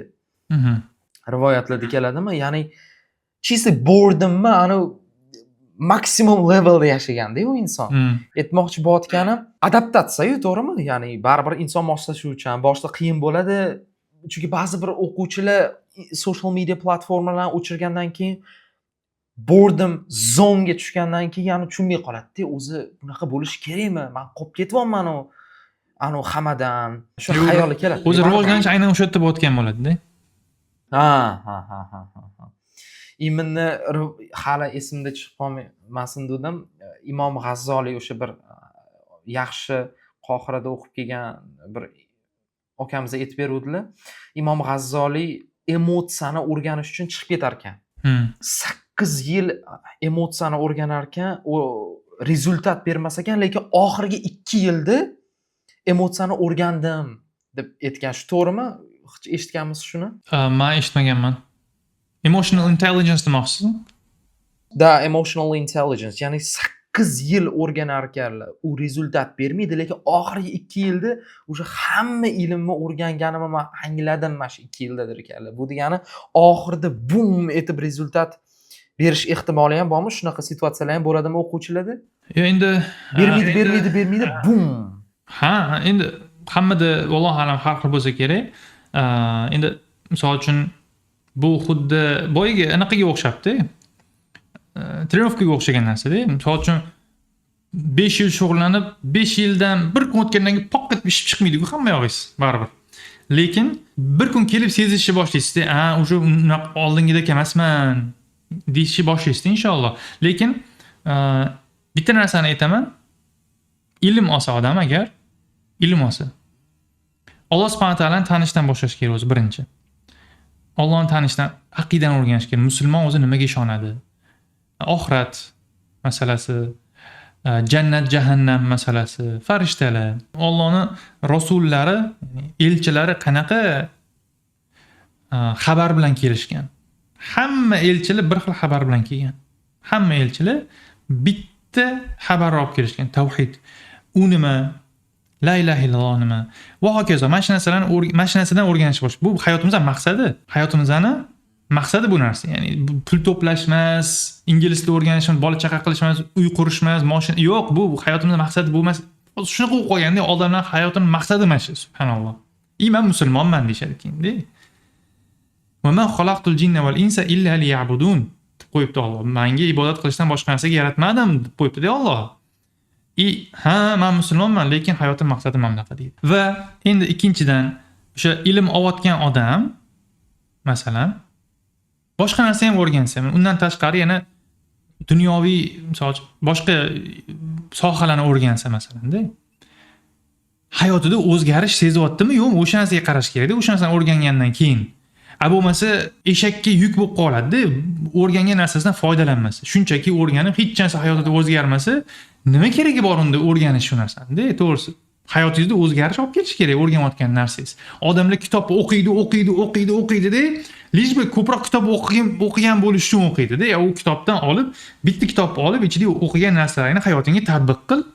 Keyin kitobga o't kerak bo'lsa. Misol, ya'ni mana shunaqa bo'lib qolganda, ya'ni ma'lumotni kolleksiya qilishimiz kerak emas. Ma'lumotni hayotimizda tatbiq qilishimiz kerak. Xuddi shu narsa Qur'onga ham bo'lib qoldi. Alloh bizani kechirsin. Qur'onni o'qiymiz, yodlaymiz, qilamiz-da, lekin hayotda tatbiq qilmaymiz. Yodlanadigan yoki chiroyli qiroat qilinadigan narsa bo'lib qoldi, faqat lekin hayotga tatbiq qilinmayapti. Tushunasizmi? Bu hali mana bu musulmon bo'lmagan odamlar yozgan kitoblarni chekkiga surib turing, Allohning kitobi ham shunaqa bo'lib qolyapti-da hozir. Ya'ni ilm birinchi o'rinda hayotimizni o'zgartirish kerak. Hatto mana shu siz bilan meni suhbatimizni bor-ku, agar odam eshitsa-da, boshqa odam bo'lib tugatmasa, eshitmagani yaxshi-da. Tushunasizmi? Shunchaki ma'lumot bo'ladi-da. Bu ham bitta dopamin oladi, yomon gapirdi, bo'ldi. Kerak emas unda. Ko'rdim intervyuni, уже ma'lumot oldim, kuchaygandek his qiladi, rezultat bo'lmasa, harakat qilmasa, there is no point. Ha, odam o'zgarish kerak-da. Odam o'zgarmasa nima keragi bor ma'lumot kolleksiya qilishi nima keragi bor agar sizni hayotingizga ta'sir qilmasa, iymoningizga ta'sir qilmasa, oxiratingizga ta'sir qilmasa. What's the point? To'g'risi, shuning uchun Yiliga 50 ta kitob o'qidim yoki menimcha shunaqa. Qara. O'qing. Tabarakalloh. Allohumma barik o'qishsin, lekin rezultat bilan-da, ya'ni o'sha kitobdagi ma'lumotlarni tatbiq qilib, hayotiga foyda olib o'qisa, gap yo'q. Misol uchun zo'r. Yaxshi narsa, bekorchilik bilan shug'ullangandan ko'ra-da, o'qilish kerak kitoblar, yaxshi narsa. Foydali kitob bo'lsa albatta, zararli ma'lumotli kitoblar ham zararli bo'ladi albatta. Lekin aytmoqchi bo'layotganim, maqsad qilib qo'ymasligi, bu yil 100 ta kitob o'qiyman. Sachim nimaga unaqa maqsad? Tushunmayman mana. Bu yil 100 ta kitob o'qish. Kitob o'qish maqsad bo'lmasligi kerak-da, tushunasizmi? Hayotni o'zgartirish maqsad. Bitta kitobni o'qib, hamma narsani ichidan tatbiq qilib, hayotingizni o'zgartirib olganingiz yaxshiroq 100 ta kitob o'qib, ichidan hech narsa prosta ma'lumotlarni to'plab hayotingiz o'zgarmagandan ko'ra. Chunki qaysidir inson o'sha kitobni mana 20-30 yilga yig'gan tajribasini bitta kitobga tiqib qo'yyapti-da, uni bir haftada tugatib, bu imkonsiz. Hech narsa o'zgarmayapti hayotda. Endi nima keragi bor? Shuncha polkaga qo'yib qo'yib, chiroyli mana shu kitob o'qiganman deb qo'yish uchun o'qilyapti-da, unda olib qarasa. Hayot o'zgarmayotgan bo'lsa. Ilm xulqingizni, sizni xulqingizni, hayotingizni, qarorlaringizni, kerak bo'lsa do'stlaringizni, ko'p fikrlaringizni, qarashlaringizni o'zgartiradigan narsa bo'lish kerak o'zi. Shunchaki o'rtalarning oldida mana kitobda anaqa yozgan ekan, mana shunaqa degan ekan, men avtor deb qo'yadigan instrument emas-da, to'g'risi. Bu nimadir o'zgarmasa, undan ko'ra borib boshqa ko'cha sipiring, foydaliroq ish qilgan bo'lasiz-da, to'g'risi. Agar hayotingizga umuman o'zgartirish kiritmayotgan bo'lsa kitob. Vallohu alam, ya'ni o'sha mana shu boya aytaman, seziladi, o'sha seziladi qachonki hayotingiz o'zgarish boshlasa. Juda chiroyli javob bo'ldi. Muvaffaqiyat haqida gaplashaylik. Bu narsa erishilingan. O'zi 18 yoshdan, davaychi 16 deylik, 16 yoshdan 25 yoshgacha bo'lgan bolalar nimalarga erishish kerak? Bu birinchisi. Ikkinchisi, o'zi erishish kerakmi? Chunki men chet elga chiqqanimda, men shimolda ham, sharqda ham, janubda ham bo'ldim-da, bitta narsani sezdim chet elga chiqqanimda. Odamlar bir-birini qadrini yutuqlari bilan judge qilmaydi. Bu bir. Ikkinchisi, 30 yoshdagi odam, men endi hayotimni boshlamoqman. Bu normal holat. Ya'ni men endi oila qurish niyatim bor, uyi yo'q, mashinasi yo'q. Xo'p, bu yaxshimi? O'zbekistonda bo'ladigan bo'lsa 18 dan 25 yoshgacha bo'lgan bola уже puli bo'lishi kerak, yaxshi reputatsiyasi bo'lishi kerak, yaxshi ish joyi bo'lishi kerak, uyi bo'lishi kerak, mashinasi ham bo'lishi kerak. Nima deb o'ylaysiz? Fikringiz qanaqa? Nimagadir erishish yoki muvaffaqiyat deganda 18 yosh, 18 yoshdan 25 yoshgacha deysiz, 16 yoshdan deylik. 16 yoshdan 25 yoshligacha. Xayoliga o'quvchilarni ko'p kelayotgani, mana shu yoshimda shunaqa rezultat qilishim kerak уже. Mana dovdirab qo'yapti-da. Mana 16 yoshda ingliz tilini endi o'rganishni boshladi. Уже 17 yoshda u ingliz tili rezultat olib, 18 yoshda yaxshi daromad qilib, 19 yoshda уже moshina olish. Mana shu xayol bo'lib qolgan-da. Ya'ni erishmasam mani qadrim yo'q. Men ota-onamga kerak emasman. Вообще bu нереальный darajada ko'p odam menga mana shuni yozgan, ishonasizmi? Yo'q, bu anchalik men o'ylayman, saviyasizroq fikrlash deb o'ylayman. Allohni tanimasdan bunaqa fikrlaydi odam. Tanimagani uchun mana shunaqa fikrlaydi deb o'ylayman. Nimaga? Agar Alloh subhanahu va taolaning Ar-Rozzaq ismini bilganida bunaqa o'ylamagan bo'lardi. Ya'ni nimaga siz qanaqadir norma belgilab qo'yapsiz? Alloh odamni 16 yoshdan 25 yoshigacha Ar-Rozzaq mana shu narsani bergan bo'lishi kerak. Kimmiz biz Allohga bunaqa narsani diktovat qiladigan? Bizning bunaqa vakolatimiz yo'q bizning. Alloh mana odamlarga 18 yoshdan 25 yoshgacha mana shu narsa berib bo'lgan bo'lishi kerak degan. Bu rizq masalasi. Bu siz bilan bu narsani belgilaydigan odam bizni belgilamaymiz bu narsani. Alloh subhanahu va taolo Ar-Rozzaq belgilaydi. Kimga qanaqa rizq berishini. Nimaga biz aytishimiz kerak? Qayerdan kelib chiqyapti bunaqa qoidalar, majburiyatlar? Qaysi oyatda, qaysi hadisda keldi bu narsa? 18, 16 yoshdan 25 yoshgacha odamlar mana shu narsani materialistik narsa haqida gap ketyapti hozir. Ya'ni boya aytdim-ku, savolni premise bilan rozi emasman, chunki muvaffaqiyat deganda biz materialistik narsani ma'noda tutamiz. Men bunga qo'shilmayman. Boy odam muvaffaqiyatli deb hisoblamayman. Boy bo'lgani uchun. Ya'ni boylar muvaffaqiyatli bo'lishi mumkin, lekin aynan boy bo'lgani uchun emas. Ilmmi yoki mana taqvoni deylik, mana shuni muvaffaqiyatga umuman kiritmayapti-da, chunki bular rezultat ko'rinmaydi-yu. Mana misol uchun men qaysidir inson bilan ko'chada gaplashyapman. O'quvchilarning savollaridan kelib chiqib beryapman buni. Gaplashyapman-da, u meni ilmimni tekshirmaydi. Meni taqvoyim tekshirmaydi, meni materialistik narsalarga erishganimdan muvaffaqiyatliligimni yoki muvaffaqiyatsizligimni analiz qilyapti. Shuning uchun shu savolni berdim. Ya'ni bu g'arbiy fikrlashda, musulmon bunaqa fikrlamaydi. Bu degani bu noto'g'ri, ya'ni yoshga belgilash noto'g'ri, to'g'rimi? Yo'q, albatta. Ya'ni Alloh subhanahu va taolo muvaffaqiyat so'zini kimlarga ishlatgan o'shani ham qarashimiz kerak-da. Qad aflahal mu'minun. Mo'minlar muvaffaqiyatli deb aytayapti Alloh subhanahu va taolo. Mo'minlarni muvaffaqiyatli deyapti. Ya'ni boylarni dedimi Alloh yoki mashina sotib olganlarni muvaffaqiyatli dedimi? Qad aflahal mu'minun deb aytdi Alloh. Men Allohga ishonaman. Bu bunaqa normalarni qo'ygan odamlarga emas. Ya'ni biz iymon keltirdik, alhamdulillah. Jannatga kirgan kunimiz men endi yutdim deya olamiz-da. Bo'ldi, men jannatga bitta oyog'imiz bilan qadam qo'ydikmi, bo'ldi, men yutdim. Men muvaffaqiyatliman deb o'shanda ayta olamiz. Значит, o'sha muvaffaqiyat ungacha muvaffaqiyatga bo'lgan yo'l ekan, to'g'rimi?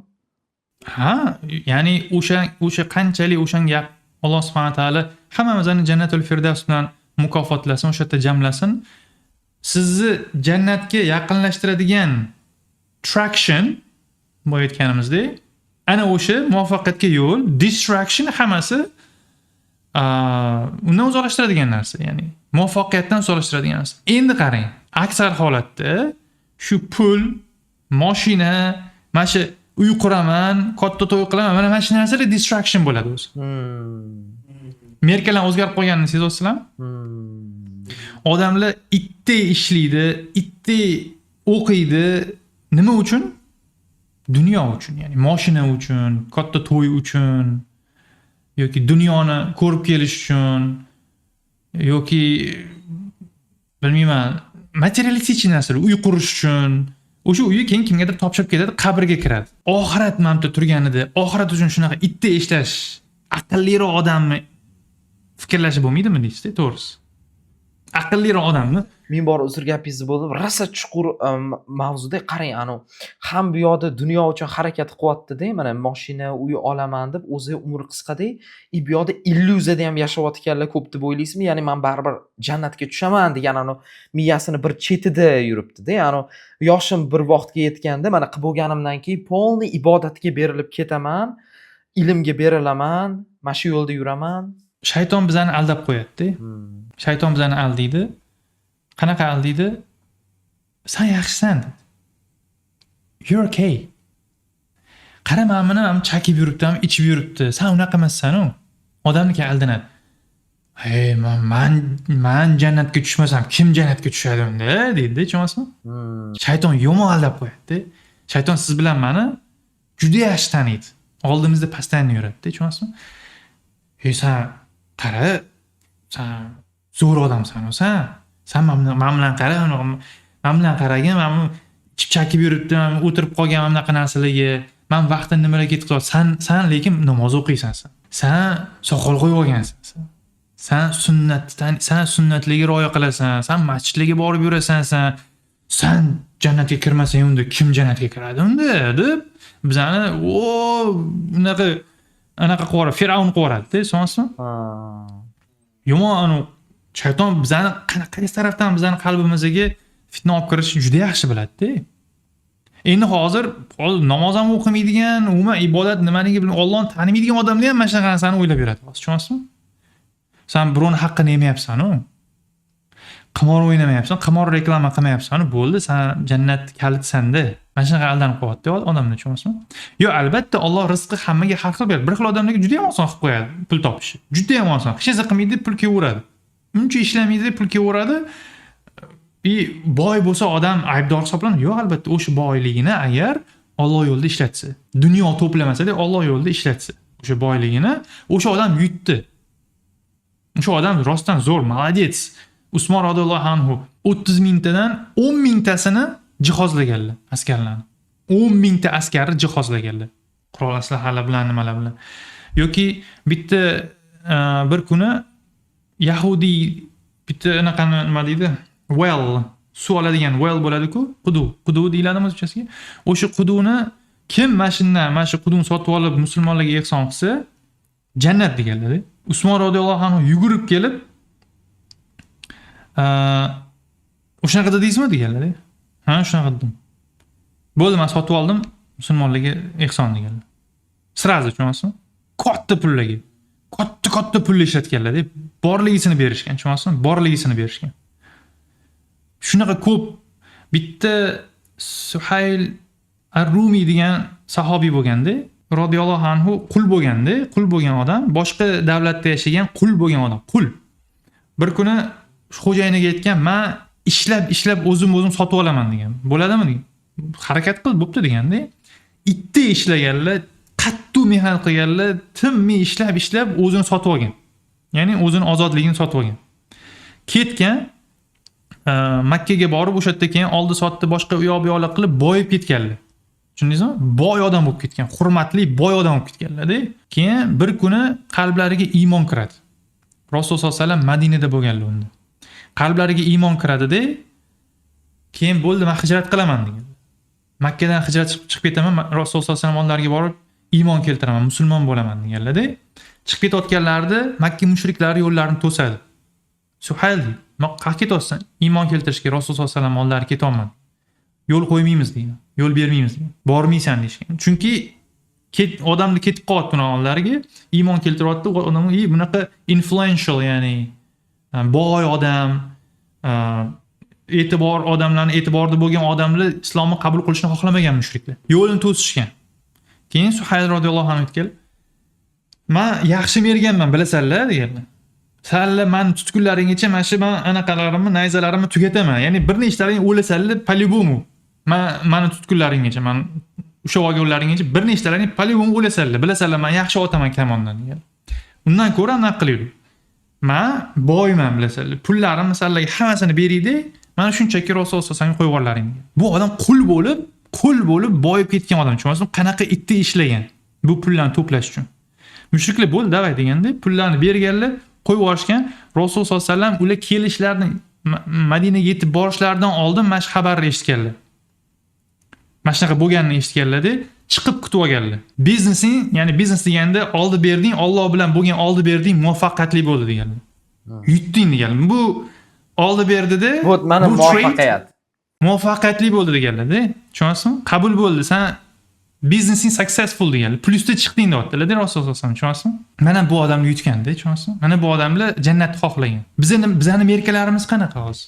O'shani hozir anaqa qilaman-da, ya'ni mashinalar, uylar musulmon bunaqa fikrlamasligi kerak-da. Musulmon bunaqa fikrlamaydi.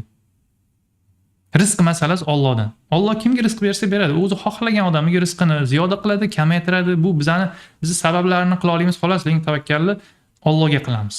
Biz belgilab qo'ya olmaymiz. Mana shu vaqtda mana shunga erishgan bo'lishing kerak. Bu xuddi Alloh senga mana shuni bergan bo'lishi kerak, Alloh berish kerak. Kim unaqa fikrlaydi? Musulmon bunaqa fikrlamaydi. Lekin musulmon odam agar o'zini tanib olgan bo'lsa, mana shu uje aqlini taniydigan vaqtga yetib kelganda uje bilish kerak bo'lgan narsalar bor. Amal qilish kerak bo'lgan narsalar bor. Bu aytganimizdek, Alloh subhanahu va taoloni tanish kerak. Alloh o'zi kim u? Kim? Qanaqa zot u Alloh? Alloh Xudoda, Alloh bu musulmon unaqa bo'lmasligi kerak. Basic narsalarni bilmasdan yaxshi ilm olish kerak demoqchisizda, to'g'rimi? Albatta, Allohni tanishi, biz Allohni tanish uchun yaraldik. Alloh tanimagan zotga qanaqa qilib ibodat qilamiz? Biz Allohni tanishimiz. Musulmon mana shunaqa bo'lish kerak-da. Ya'ni biz o'zimizdan musulmon deyapmizmi? Ya'ni gapimizni backup qilishimiz kerak-da, to'g'risida. Musulmon Allohni tanimaydigan musulmon bo'lish mumkinmi? Bu mana oxymoron. U bir-biriga to'g'ri kelmaydigan gap-da. Ikkinchidan, aqidani mustahkamlab olishimiz kerak. Ya'ni musulmon o'zi nimaga ishonadi? Oxirat qanaqa bo'ladi? Oxiratda nima bo'ladi? Jahannam, jannat, farishtalar bir xil o'zini musulmon deydi-da, jannatga kim borib kelibdi deydi. Jahannamga kim borib kelgan ekan deydi. Bu musulmon deydi, mana shu odamga janoza o'qiladi keyin. Tushunyapsizmi? Hozir musulmon bu qanaqadir cultural thing bo'lib qoldi-da, tushunyapsizmi? Yo'q, bu Allohning dini-ku bu, subhanalloh. Oxirat masalasi, вечная жизнь, вечные муки или вечное блаженство. Ya'ni cheksiz azob, cheksiz zavq yoki mana shu narsani hal qiladigan narsa haqida gaplashyapmiz hozir, tushunyapsizmi? Odamlar lekin bu narsani juda yengil olishadi, subhanalloh. Bu menga ham eslatma, albatta. Men o'zimga ham birinchi o'rinda menga tegishli bo'lgan. Shuning uchun muloqot qilyapmiz. Allohni tanishimiz kerak va iymonimizni mustahkamlashimiz kerak. Ya'ni Alloh subhanahu va taolo bilan bo'lgan relationship. Mana shu narsani bizni mustahkamlashimiz. Ya'ni qarangda, o'zi odam nimaga amal qiladi? Nimaga bizani amalga nima itaradi? Amalga bizani iymon itaradi. Iymon. Masalan, qarang, misol uchun, hozir dunyodagi eng boy odam kelsa-da, eng boy odam, siz bilasiz uni eng boy odamligini. Million, milliard dollarlar uning uchun hech narsa emas. Aytayaptiki, har safar masjidda o'qigan namozing uchun $10,000 beraman deyapti. Bir kunda $50,000 bo'lyapti. Kuniga. Shunchaki borib masjidda namoz o'qiyapsiz jamoatda. Odamlar nima deydi? Misol uchun oddiy odam "Vot" deydi-da. Zo'ru deydi. Bu hamma ishini tashiydi. Hamma ishini tashiydi-da, borib masjidga birinchi bo'lib borib oladi. 10 ta budilnik qo'yadi. 10 ta uxlab qolmaslik uchun 10 ta budilnik qo'yadi.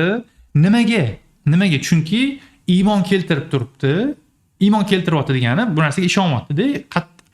Qat'iy ishonyapti mana shunda. Ya'ni yaqinan ishonyapti kerak bo'lsa. Ya'ni rost shubhasiz ishonyapti, что bu odam eng boy odam, rostdan bera oladi bu narsani. Beradi, u hazillashayotgani yo'q, beradi rostdan hozir bu. Deydi-da, $10,000 qadrini biladi. Tushunyapsizmi? $10,000 ga nimalar olish mumkinligini. Mana shu narsalar iymon itaradi, tushunyapsizmi? Kerak bo'lsa, musulmon bo'lmagan odamlar ham kofirlar borib, masjidga o'chirib turadi-da, ashhadu an la ilaha illalloh, ashhadu anna muhammad rasululloh iymon keltirib tashlaydi. Pulni qadrini biladi. Tushunyapsizmi? Ya'ni iymon mana shu narsaga yetarib turadi. Nimaga iymon? O'sha odamni gapiga bo'lgan ishonchi. $10,000 qanaqa qadrliligini. Endi jannatni qanaqa qadrliligini bilgan odam, Allohni mana shu va'dasini ustidan chiqishiga ishongan odam albatta o'shanga qarab amal qilishni boshlaydi. Tushunyapsizmi? Iymonda hamma narsa. Ya'ni Rasululloh sollallohu alayhi vasallam bu narsaga sahobalarni 13 yil tarbiyaladilar. 13 yil tavhidga chaqirdilar faqat. Allohni tanitdilar. 13 yil qalb ustida ishladilar, operatsiya qildilar qalblarni, tushunyapsizmi? 13 yil mana masjidda ustida ishladilar-da, keyin sahobalar mana qanaqa ishlar qilishdi. Borini berib yubordi, umrini berib yubordi, hayotini tikib yubordi mana shu narsaga, tushunyapsizmi? Men o'lay, din uchun o'lish kerak, men o'lay deydi, tushunyapsizmi? Men hayotimni beray, mana shu o'lsam jannatga kiraman, day, men o'lay deydi. Mana shunaqa deyishganda. Nima ularni bu narsaga itargan? Iymon. Shuning uchun necha yoshda bo'lsa ham 16 dan 25 yoshgacha qachon Alloh subhanahu va taolo bizani hidoyat qilsa, hidoyat qilishga sabablarni ham qilishimiz kerak. Hidoyat kirdimi, sirada harakat qilishimiz kerak. Allohni tanishga, mana shu iymon ustida ishlashimiz kerak. O'lgunimizgacha 25 yoshgacha bo'ldi, o'sha endi iymonim kuchli emas. O'lgunimizgacha mana shu iymonni qalb ustida ishlayverishimiz kerak, chunki baribir nafs boshqa joyga qarab olib ketadi, shayton olib ketadi. Aytmoqchi bo'layotganim, boyagi nimalarga erishgan bo'lish kerak degan masalada biz o'zimizdan tanib olishimiz kerak. Maqsadlarimiz o'shanga qarab keyin quriladi. Ha, men musulmonman, jamiyatimga foyda olib keltirishim kerak. Foydali odam bo'lishim kerak. Dinimga, ummatga, Allohning diniga foyda olib keladigan odam bo'lishim kerak. Deyish kerak-da. O'sha narsa hammasi iymonidan kelib chiqish kerak. Iymonini mustahkam qilish kerak odam. O'shandan kelib, o'shaning uchun menga ba'zida kristalniy chistilarni gapi juda ham kulgili eshitiladi-da. Qalb toza bo'lsa bo'ldi, qolgani muhim emas deydi-ku. Bu juda ham absurd gap-da. Qalbing toza bo'lsa, sen qilayotgan ishlarni qilmaydi qalbi toza bo'lgan odam. Tushunyapsizmi? Qalbi toza bo'lgan odam fahsh ishlar qilib, gunohlarni oshkor qilib, boshqalarni u narsaga chaqirmaydi-da. Qalbi toza bo'lgan odam, iymoni kuchli bo'lgan odam bunaqa ishlar qilmaydi. Bu qarama-qarshi narsa-da, tushunyapsizmi? Shuning uchun menga kulgili eshitiladi. Qalbing toza bo'lsa bo'ldi, hamma narsa qalb toza, to'g'ri, qalb toza bo'lsa, amal xuddi bu amalimiz qalbimizning oynasi-da, tushunyapsizmi? Qalbimiz qanaqa bo'lsa, amalimiz xuddi shunaqa bo'ladi. Shuning uchun odamlar, ya'ni bizni, men, siz hammamiz mana shu ustida ishlashimiz kerak. Mana shu narsani tekshiradi Alloh subhanahu va taolo. Yo'q, borganimizdan keyin mana shu narsa bizani yo tozalanib chiqish kerak bo'ladi jahannamda, Alloh asrasin, yo tekis jannatga o'tib ketamiz. Alloh subhanahu va taolo bizani Firdavs jannatida jamlasin hammamizni. Va endi dunyoviy karyera nimalarga keladigan bo'lsak, fikrim Alloh alam, odamlar ko'pincha mana bunaqa romantizировать qiladi-da. Sevgan ishing bilan shug'ullan, hobbini ishingga aylantir deydi-ku. Bu narsaga qo'shilmayman, to'g'risini aytsam. Va siz bilan men yaxshi taniydigan Cal Newportdan bu narsaga juda ham qarshi. Agar o'qigan bo'lsangiz, yana bitta kitobi bor. So good they can ignore you degan. So good they can't ignore you. Yo'q, o'qimagan ekanman. Normal, yaxshi kitob. Qanaqa soha tanlash haqidagi kitobda u. Soha tanlash haqida yozgan. O'zi men Deep Work'dan oldin mana shu kitobni o'qiganman. Keyin Deep Work borligini bilganman. U yerda aytadiki, odam sevgan sohasini emas, qo'ldan yaxshi keladigan sohani tanlash kerak. Xo'p, ha. Ya'ni siz sevgan soha har doim ham qo'lingizdan yaxshi kelmaydi. Men o'zimda ham mana shunaqa bo'lgan, misol uchun.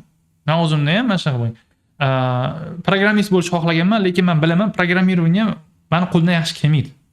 Men ham bu narsaga bunaqa qilmagan, yo'nalmagan. Ya'ni meni ko'proq lingvistika meni bunaqa tarafim. Qo'limdan yaxshi keladigan ish bilan shug'ullansam, o'sha ishni men yaxshi ko'rib qolaman keyin. Tushunasizmi?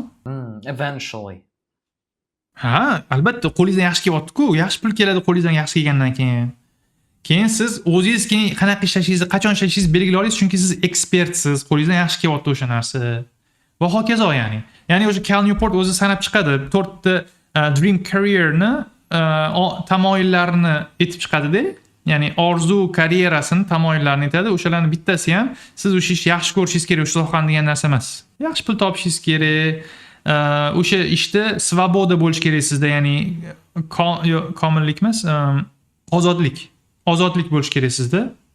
Ya'ni misol uchun qarang, siz hozir ishxonangizga borib, men bugundan boshlab faqat obeddan keyin ishlashni xohlayman desangiz, boshqa yerda ishla desa, agar siz hali unaqa ekspert emassiz, lekin kuchli ekspert bo'lsangiz, bo'ldi, siz shunaqa xohlasangiz, sen shunaqa ishlaysan unda, bo'ldi desa, siz ozodlikka erisha olasiz, chunki ekspertligingiz bor, tushunasizmi? Qo'lingizdan yaxshi keladi demak bu narsa. Sizni oqqogingiz kelyapti. O'sha, ya'ni ozodlik bor sizda. O'zingiz rivojlanishingiz kerak o'sha karyerani qilayotganingizda, o'zingiz ham rivojlanishingiz kerak. Boshqalarga yaxshi hissa qo'shishingiz kerak, ya'ni jamiyatga yaxshi e, foyda keltirayotganingizni his qilsangiz, bu yaxshi karyera hisoblanadi-da, ya'ni tushunyapsizmi? Mana men tam bu yerda yaxshi ko'rishingizki, bu sizni orzungiz degan dream job yoki passion bo'lishi kerak bu ishda sizda degan narsa yo'q. Bu subyektiv fikr albatta. Subyektiv. Lekin men o'ylayman, o'sha yoshga kelgungacha qanchalik vaqtli shu narsani aniqlasa, shunchalik yaxshiki, qaysi sohada sizni talantingiz bor. Alloh subhanahu va taolo hammamizga rizq qilib har xil talantlar beradi. Bir xil odamlarga gapirish talantini beradi, bir xil odamlarga nimadir qurish talantini beradi yoki yasash talantini, tuzatish talanti, sport, zehn talanti va hokazo, ya'ni kuch beradi kimlargadir. Aytmoqchi bo'lganim, o'zingizni talantingizni topishga harakat qiling, iloji boricha tezroq. Qanaqa qilib bu sohaga o'zingizni tiqib ko'rasiz-da. Men misol uchun qanaqa pishiruvchilikka o'zimni tiqib ko'rganman, sotuvchilikka, juda ko'p sohalarga o'zim, programmistlikka, matematika, fizika, ko'p soha, oxiri keyin tilda to'xtaganman. Juda ko'p sohalar eksperiment qilib, bunga kirib ko'rganman. Juda ko'p sohalarga kirib ko'rganman. Koreyada ham.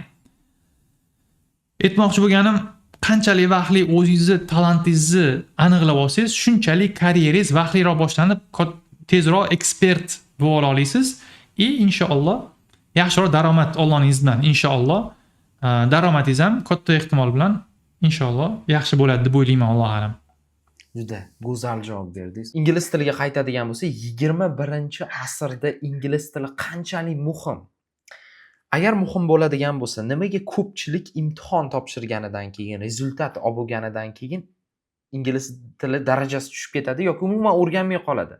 O'zi ingliz tilini biza uskuna qilib, yaxshi ishlatib, buni o'zimizning sohamizga combine qilib yaxshi daromadga chiqsak bo'ladimi? Nima deb o'ylaysiz?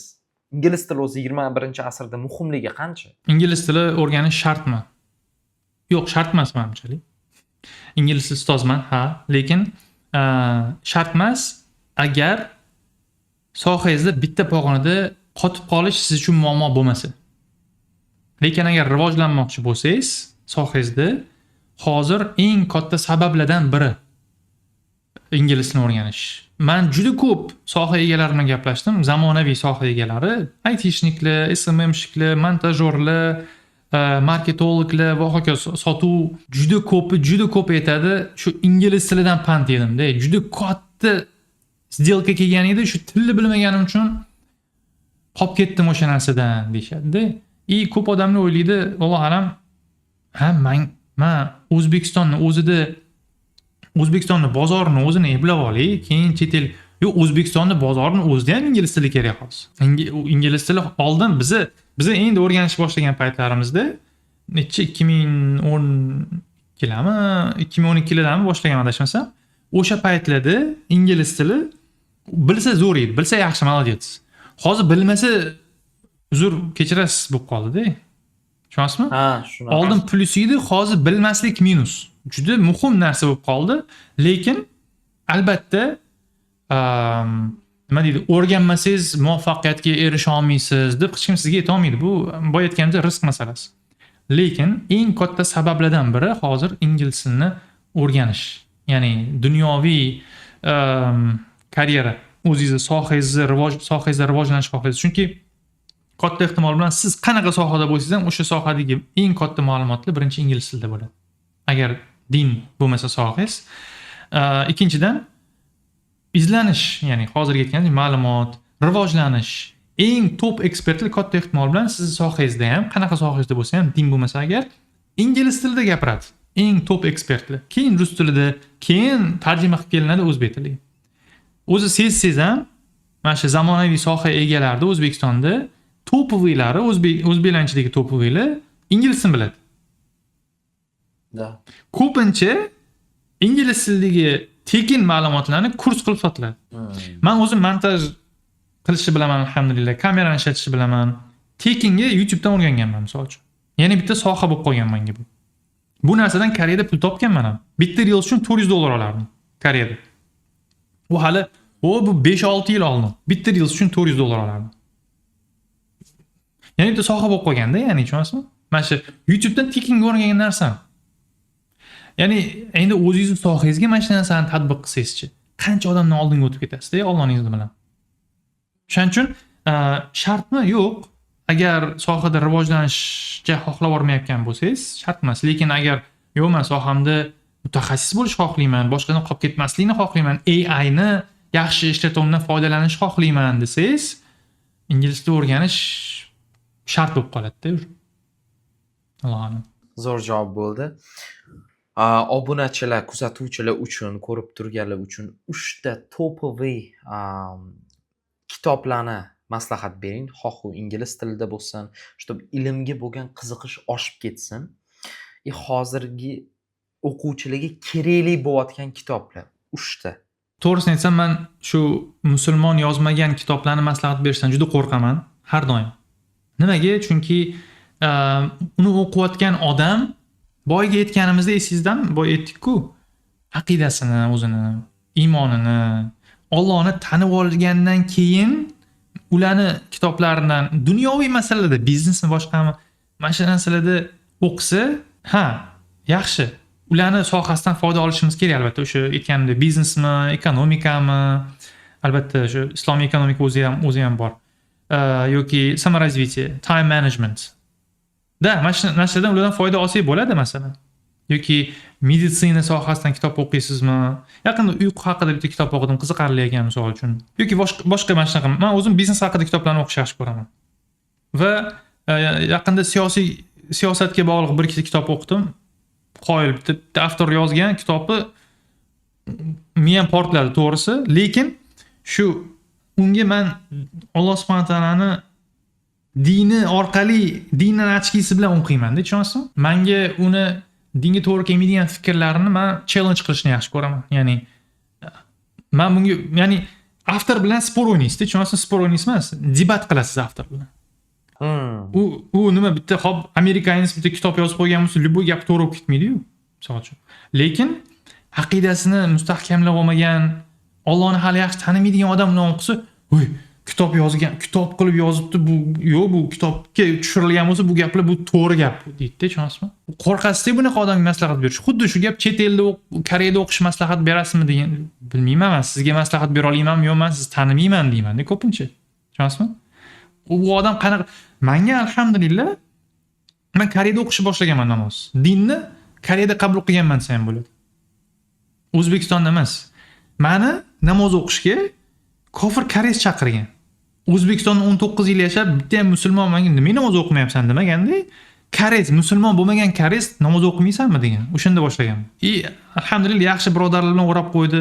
Keyin tarbiyalashdi meni. Alhamdulillah o'shan lekin ko'rdim namozini tashlab yuborganlar ham bo'ldi Koreyada. Tushunasizmi? Klub fransuzlar bilan u yoqdan bu yoqqa yuradiganlar ham bor edi. Har xil odamlar bor. Ya'ni hammaga har xil ta'sir qilar ekan-da. Men bilmayman, eshitayotgan odamlarga qanaqa ta'sir qiladi. Shuning uchun birinchi o'rinda sizni ham, meni ham, hamma eshitayotganlarni ham birinchi o'rinda Alloh subhanahu va taolaning kitobini o'qishga chaqiraman. Birinchi o'rinda. Birinchi o'rinda. O'zimni birinchi o'ringa chaqiraman shu narsaga. Va endi qanaqa kitob o'qiysizmi? O'zi hozir mana shu suhbatimizdan ham bitta kitob desa bo'ladi. Tushunasizmi? Ma'lumotlar to'plami. Kitob nima? Ma'lumotlar to'plamida. Shunaqa. Uni eshitasizmi, o'qiysizmi, kirsa bo'ldi. Bu aytganimizdek hayotingizni o'zgarishiga sabab bo'lsa bo'ldi. Ya'ni aytmoqchi bo'layotganim, qanaqa qayerdan ma'lumot olsa ham dinni achkisi bilan qaraylik va manfaatli, kerakli ma'lumot olsa, kitobdanmi, podkastdanmi, videodanmi, audiodan farqi yo'q. O'rtog'ingiz bilan suhbatlashib o'tirgandanmi, manfaatli ma'lumot oling bo'ldi. Bekorchi reels anaqalar, u ham bitta ma'lumotda, miyaga kirayotgan u ham bitta ma'lumot. Information ham. Shuning uchun ma'lum bitta kitobni nomlamayman-da. Mana shunaqa anaqa qilsam, menimchalik foydaliroq bo'lsa kerak. Bo'ladi bu. Ismoil, rahmat kattakon bugungi muloqot uchun juda xursand bo'ldim. Nafaqatki qiziqarli bo'ldi, balki juda ham useful long conversation bo'ldi deb o'ylayman. Ko'p gapirib yubordim. Obunachilar qabul qilishi o'zligisiga biz bu haqida gaplashib ham o'tdik intervyuda. Juda chiroyli gapirdingiz. O'zim men shuni xohlagan edim. Rahmat kattakon yana bir bor. Jazakumulloh xayron. Vaqtingizni ajratganingiz uchun intervyuga rozilik berganingiz uchun. Thank you very much. Rahmat sizga ham. Barakalloh. Sizni qayerdan kuzatishsa bo'ladi? Shuni ham aytib ketsangiz yaxshi bo'lardi. Instagram va YouTube Ustazation Instagramda va Ustazation YouTube'da, Ustazation School YouTube va Instagram'ini ham yangi qilib ochdik. U yerda ingliz tiliga ko'proq yo'naltirilgan.